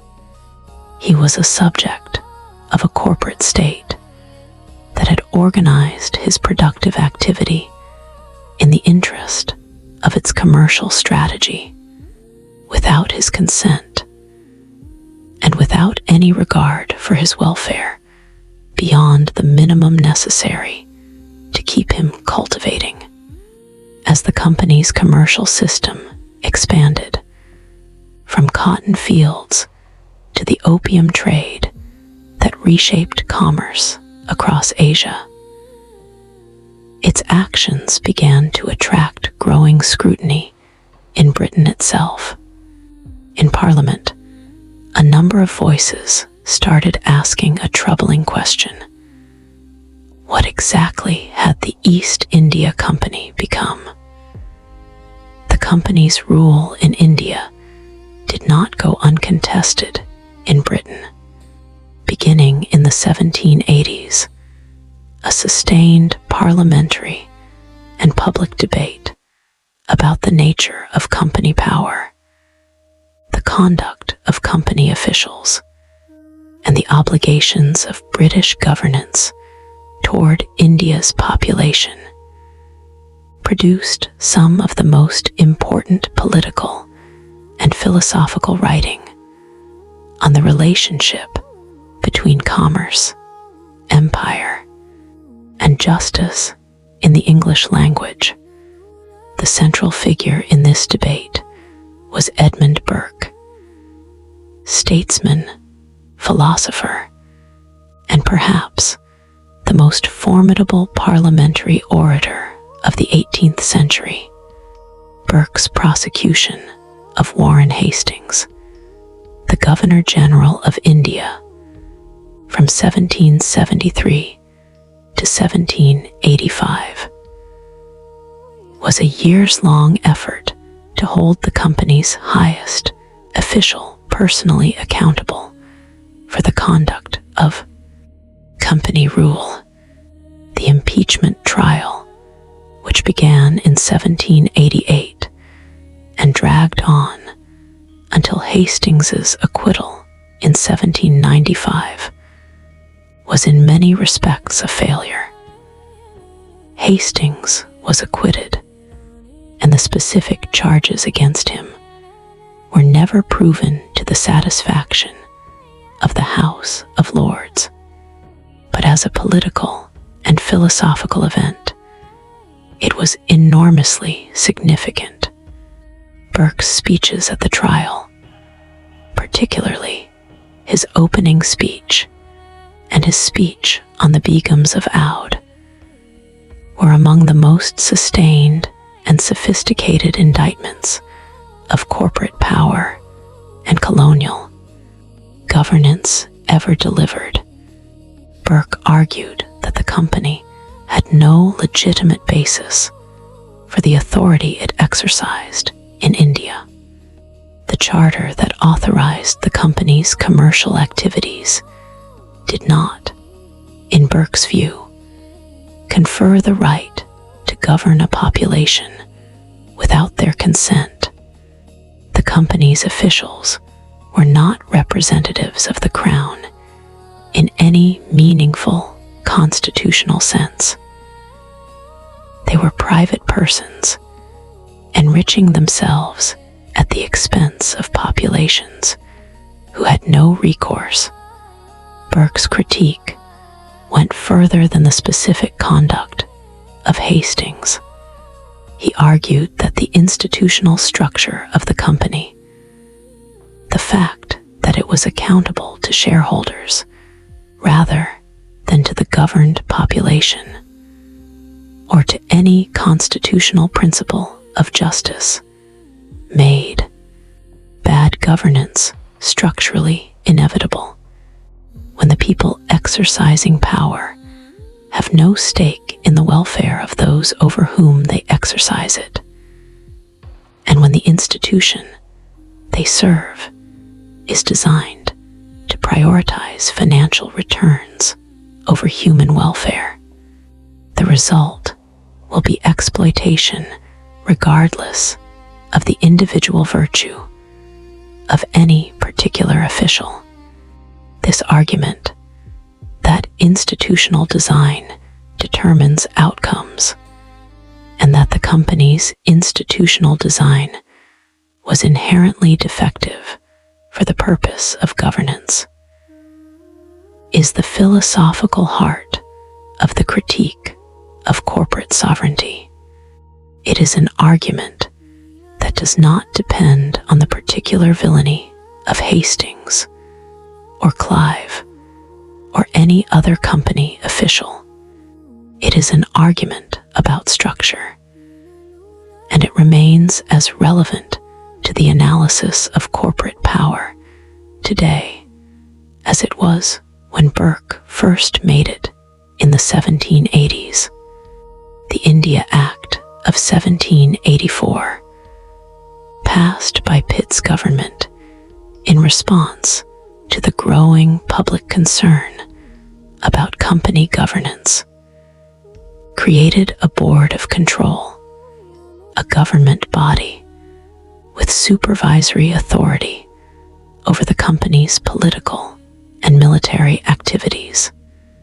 This was an attempt to impose some degree of accountability without directly challenging the company's commercial privileges. It was, at best, a partial solution. The Board of Control gave the British government oversight of company, military, and diplomatic activities, but the commercial operations that drove those activities remained under company control, and the fundamental accountability deficit, the fact that the company governed without the consent of the governed, was addressed. Like many empires before it, the company's power carried within it the seeds of its own reckoning. As we move forward, our story enters the final and increasingly turbulent years of company rule, when imperial rivalry and expansion pushed the company into new struggles across Asia. By the early 19th century, the company's territorial empire in India was essentially complete in its main outlines. Let's continue our journey to Chapter 5. The Reckoning, Reform, Rebellion, and the End of Company Rule. The Mughal Empire had been reduced to a nominal sovereignty, confined to the Red Fort in Delhi. The Maratha Confederacy had been broken. Mysore had been conquered. The major independent powers of the subcontinent, with the exception of the Punjab under the Sikh Empire and various smaller states on the periphery, had been brought under various forms of company control. But the company's expansion did not stop with the subcontinent. The logic of imperial defense, the need to protect existing territories from external threats, real and imagined, drove the company into a series of military and political interventions beyond India's borders that expanded the scope of company power into Afghanistan, Burma, and the approaches to China. The First Anglo-Afghan War of 1839–1842 was perhaps the most disastrous of these ventures. The company's attempt to install a compliant ruler in Kabul and extend its influence into Afghanistan was motivated by fears of Russian expansion into Central Asia. The great game of 19th century imperial competition between Britain and Russia for influence over the territories between their respective empires. The catastrophic British retreat from Kabul in 1842, in which an entire British and Indian army was destroyed. Only one survivor reached the British garrison at Jalalabad, was a military disaster that briefly but vividly demonstrated the limits of company power. The army of 16,000 soldiers and accompanying camp followers that left Kabul in January 1842 was reduced to essentially nothing by the combination of hostile Pashtun forces and the brutal Afghan winter. The image of a single survivor limping into Jalalabad, became one of the defining symbols of imperial overreach. The response to this disaster was not a reassessment of imperial expansion, but a punitive expedition that sacked Kabul and withdrew, leaving the political situation essentially unchanged. The company's institutional logic had no mechanism for learning from military failure that wasn't simply try again with more force. The company's role in the First and Second Opium Wars against China, the conflicts that forced China to accept European commercial terms at gunpoint, demonstrated the global reach that the company's military and commercial apparatus had developed. The company was not simply the government of India. It was a power with military and commercial interests across Asia, capable of projecting force from India to China to the Persian Gulf and beyond. To better understand these tensions, it is worth taking a closer look at one of the most influential figures in the company's administration, Warren Hastings, whose career reveals many of the contradictions at the heart of company rule. Hastings was not, by the standards of his time and place, a notably brutal or corrupt official. He was, in many respects, a man of genuine intellectual curiosity about India. He learned Persian and Bengali, patronized the translation of Sanskrit texts into English, and developed what was, for a European of his era, an unusually nuanced appreciation of Indian civilization. He was also the Governor General of a company whose institutional requirements drove it consistently toward policies of extraction and coercion.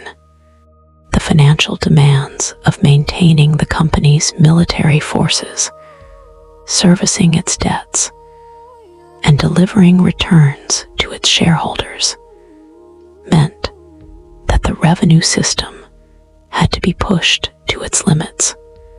The diplomatic and military situation that the company faced, competing European powers, ambitious Indian states, and the continuous challenges of maintaining authority over a vast and diverse territory, meant that military responses to challenges were almost always the first resort.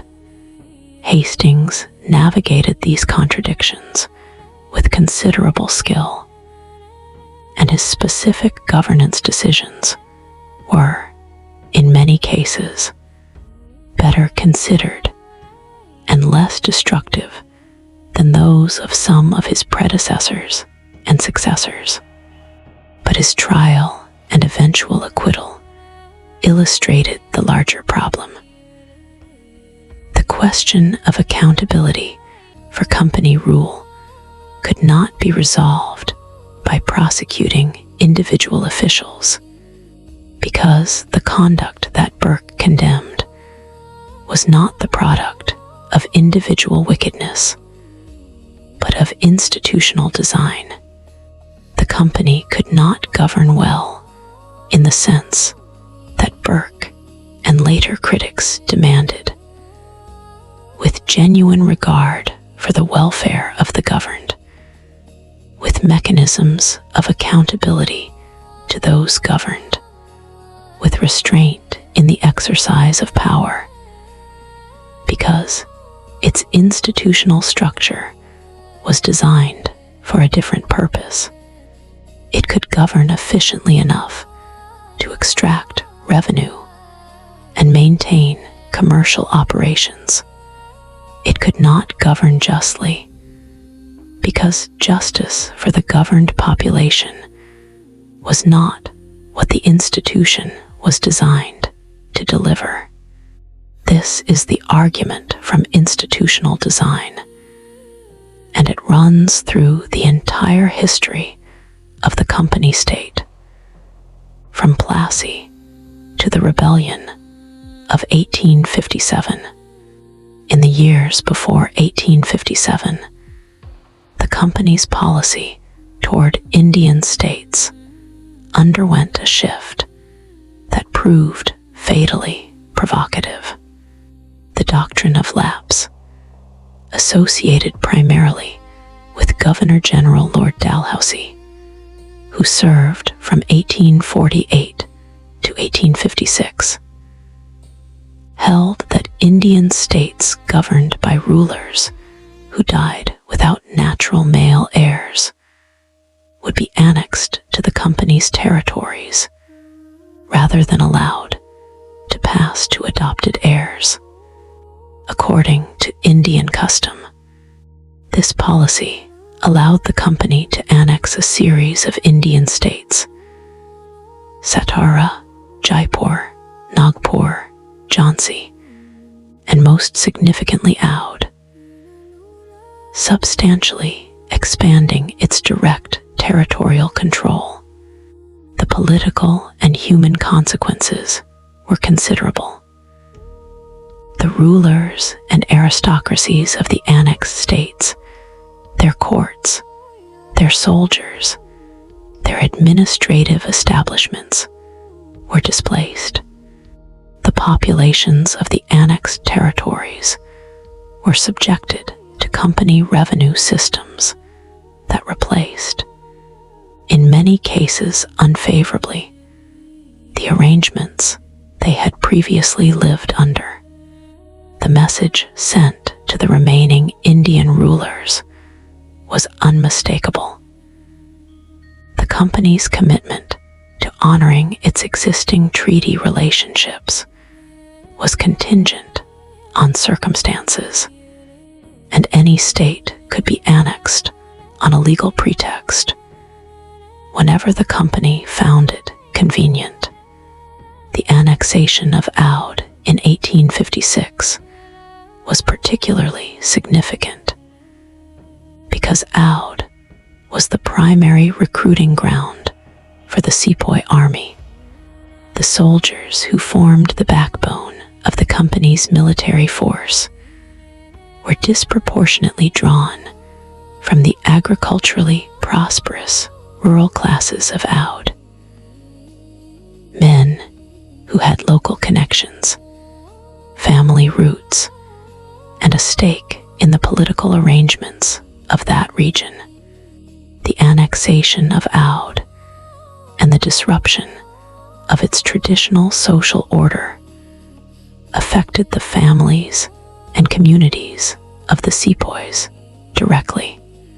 This was the combustible material into which the spark of 1857 fell, the immediate trigger of the rebellion, the cartridges for the new Enfield rifle, which sepoys believed were greased with pig and cow fat, offensive to Muslim and Hindu soldiers respectively, was, in itself, a relatively minor issue, but it ignited a conflagration that had been building from a combination of resentments.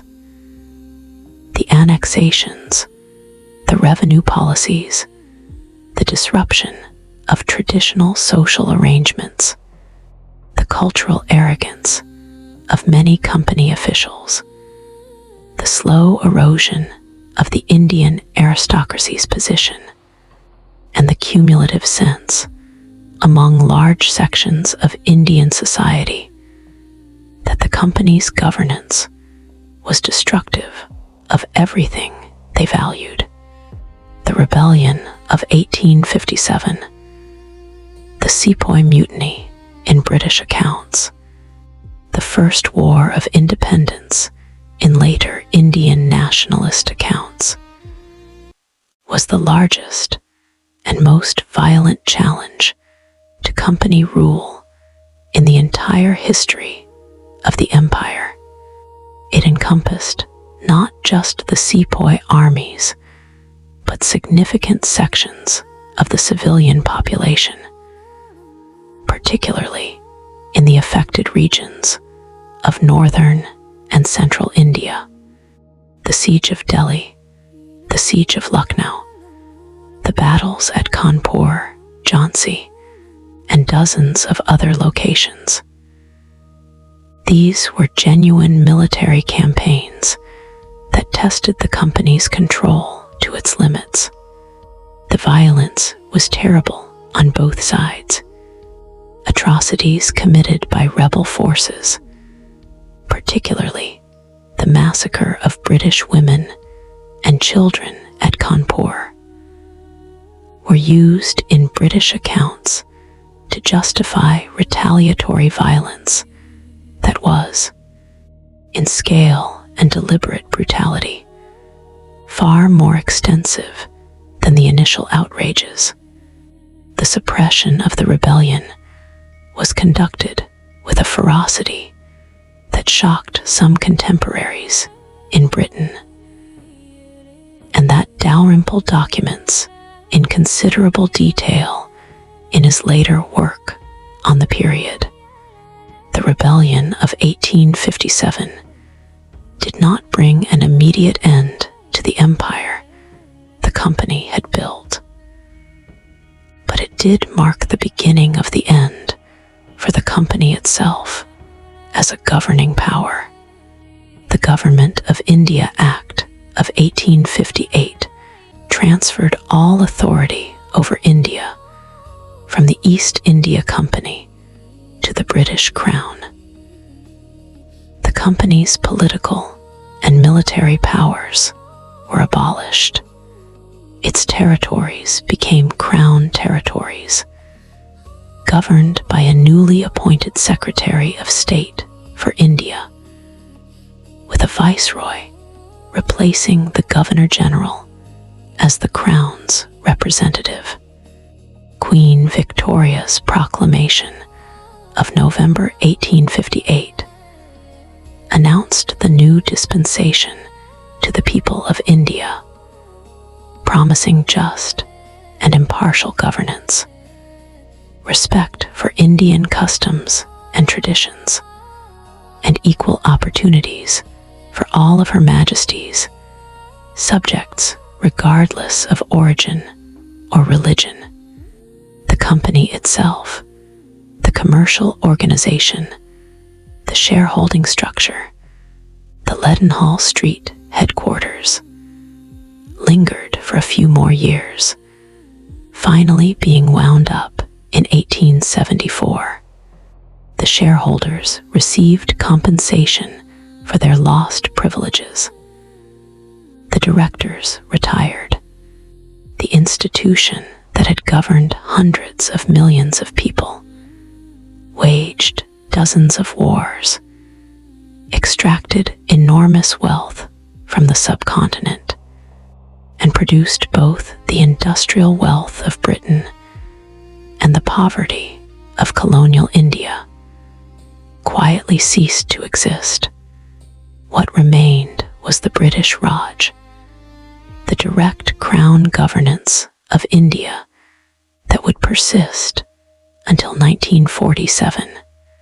And what the Raj inherited from the company was, in important respects, the institutional and administrative apparatus that the company had built. The revenue system, the legal framework, the railway network, the army, the civil service.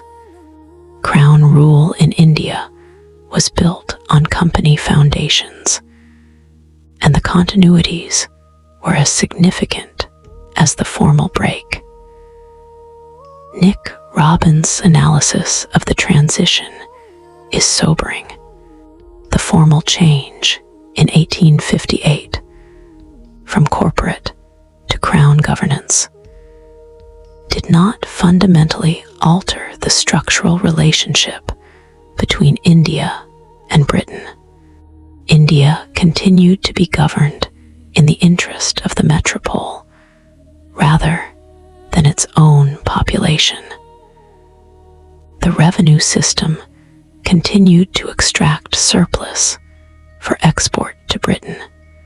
The commercial policies that had deindustrialized India's textile sector remained in place. The fundamental accountability deficit, the fact that the governed population had no meaningful representation in the decisions that affected them, was not addressed by the transfer of authority from the company to the crown. The Indian National Congress, founded in 1885, was the institutional response to this deficit, the beginning of the organized political movement that would eventually, in 1947, achieve the formal independence that ended the colonial period. But the economic and social structures that the company and the Raj had built persisted in various forms long after independence, and their effects on India's development are still the subject of ongoing historical and economic debate. The East India Company eventually disappeared, but its legacy did not vanish with it.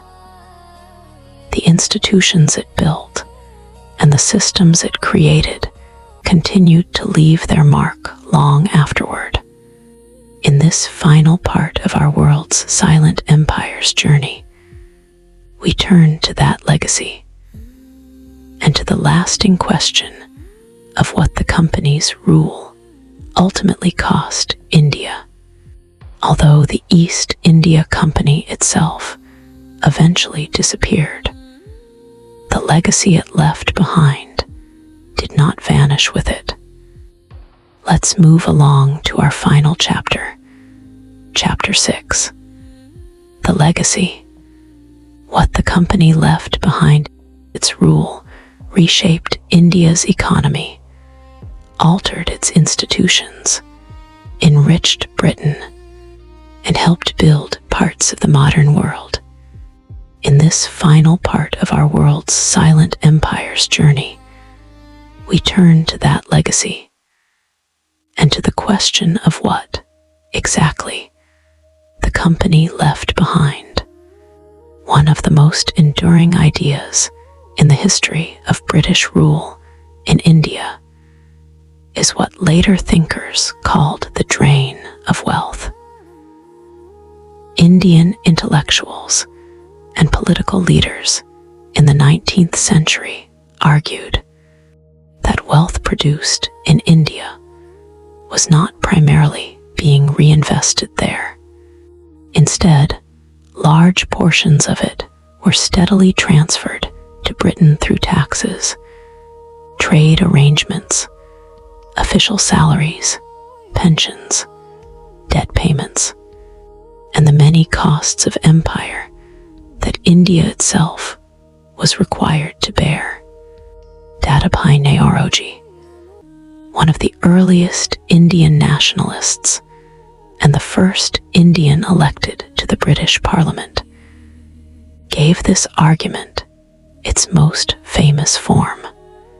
In his analysis, colonial rule created a continuous outward flow of resources. The wealth extracted from India helped finance British industry, commerce, and infrastructure, while the capital available for India's own development remained limited. Naoroji's argument focused heavily on what were known as home charges. These were expenses paid from Indian revenues, but spent in Britain. They included the salaries and pensions of British officials, interest payments on loans raised in London for Indian projects, military procurement from British manufacturers, and administrative costs tied to the management of India from afar. Historians still debate the exact size of this economic transfer. Some modern economic historians have used national income accounting methods to estimate the magnitude of the drain, producing figures that vary widely depending on methodology. But the broader pattern is difficult to ignore. India entered the company's imperial age as one of the richest regions in the global economy. And by the end of colonial rule, it had become far poorer relative to Britain than it had been before. The company's legacy, however, was not only economic. It also left behind institutions that continued long after company rule ended. Railways, courts, legal codes, and administrative systems all became part of the structure of modern India. These institutions were not created primarily to benefit the population they governed. They were built to serve the needs of colonial administration, moving troops quickly across long distances, collecting revenue efficiently, enforcing legal authority, and supporting trade networks that connected India to global markets. The railway network is perhaps the most visible example. When railways were first introduced in India in the 1850s, they were designed to connect interior agricultural regions with port cities. This allowed raw materials such as cotton, grain, and opium to be transported quickly to export markets. Yet, the railways ultimately became something more than an imperial tool. Over time, they connected distant regions, facilitated trade within India itself, and enabled unprecedented movement of people across the subcontinent. When India gained independence in 1947, it inherited one of the largest railway networks in the world. The influence of the company extended far beyond India itself. The wealth extracted from Bengal and other regions did not simply vanish into private fortunes. Much of it circulated through British banks, trading houses, and industrial enterprises. Factories, mechanized textile production, and new financial institutions were reshaping the British economy during the same period that company rule expanded in India. These developments were supported in part by capital that flowed through imperial networks. So, we must ask ourselves why this story still matters. And this is why the story of the East India Company still matters. The company was one of the earliest examples of a private commercial organization exercising powers that resembled those of a state. It collected taxes, maintained armies, governed territory, influenced diplomacy, and made decisions that affected the lives of millions of people. Yet it remained accountable primarily to its investors, rather than to the populations whose lives it shaped. The East India Company was not the only corporation in history to exercise political power, but it was by far the most extreme example. The Dutch East India Company ruled parts of Indonesia and controlled the spice trade. The Hudson's Bay Company governed vast fur trading territories in northern Canada. The British South Africa Company administered territories in southern Africa. Yet none of these enterprises governed populations anywhere near the size of the East India Company's Indian domains.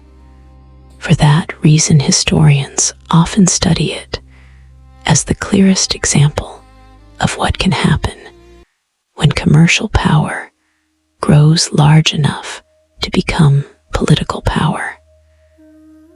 Was it only a question of corporate power? The East India Company was eventually dissolved. Its armies disappeared, its directors faded into history, and its charter became an artifact preserved in archives. But the questions it raised did not vanish with it. Today, large corporations shape supply chains, control communications networks, manage enormous data systems, and influence political decisions across multiple countries. Modern corporations do not rule territory in the same way the East India Company once did. Yet, the underlying question remains strikingly familiar. When private organizations accumulate extraordinary power, what mechanisms exist to ensure that they remain accountable to the societies affected by their decisions? This is the Sleep Code historian. Breathe slowly as we reflect on what we have learned so far. The East India Company was dissolved more than a century and a half ago. Its ships no longer sail. Its clerks no longer keep ledgers in Calcutta. Its armies no longer march across the plains of India, but the structures it helped create, global trade networks, corporate finance, and the complex relationship between commerce and political authority, continue to shape the modern world. The company itself is gone, but the questions it leaves behind remain. The night is deep now. The ledgers are closed.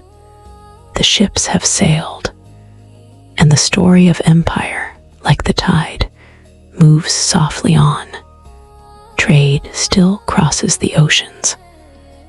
Corporations still gather enormous power. Governments still speak the language of commerce, and commerce still borrows the language of governance. As our journey tonight comes to a close, let the story settle like distant river water slipping past an old stone quay. Somewhere tonight, ships still follow old routes through dark water. Cotton still moves. Tea still moves. Wealth still moves. And beneath those quiet movements, the long memory of empire moves too.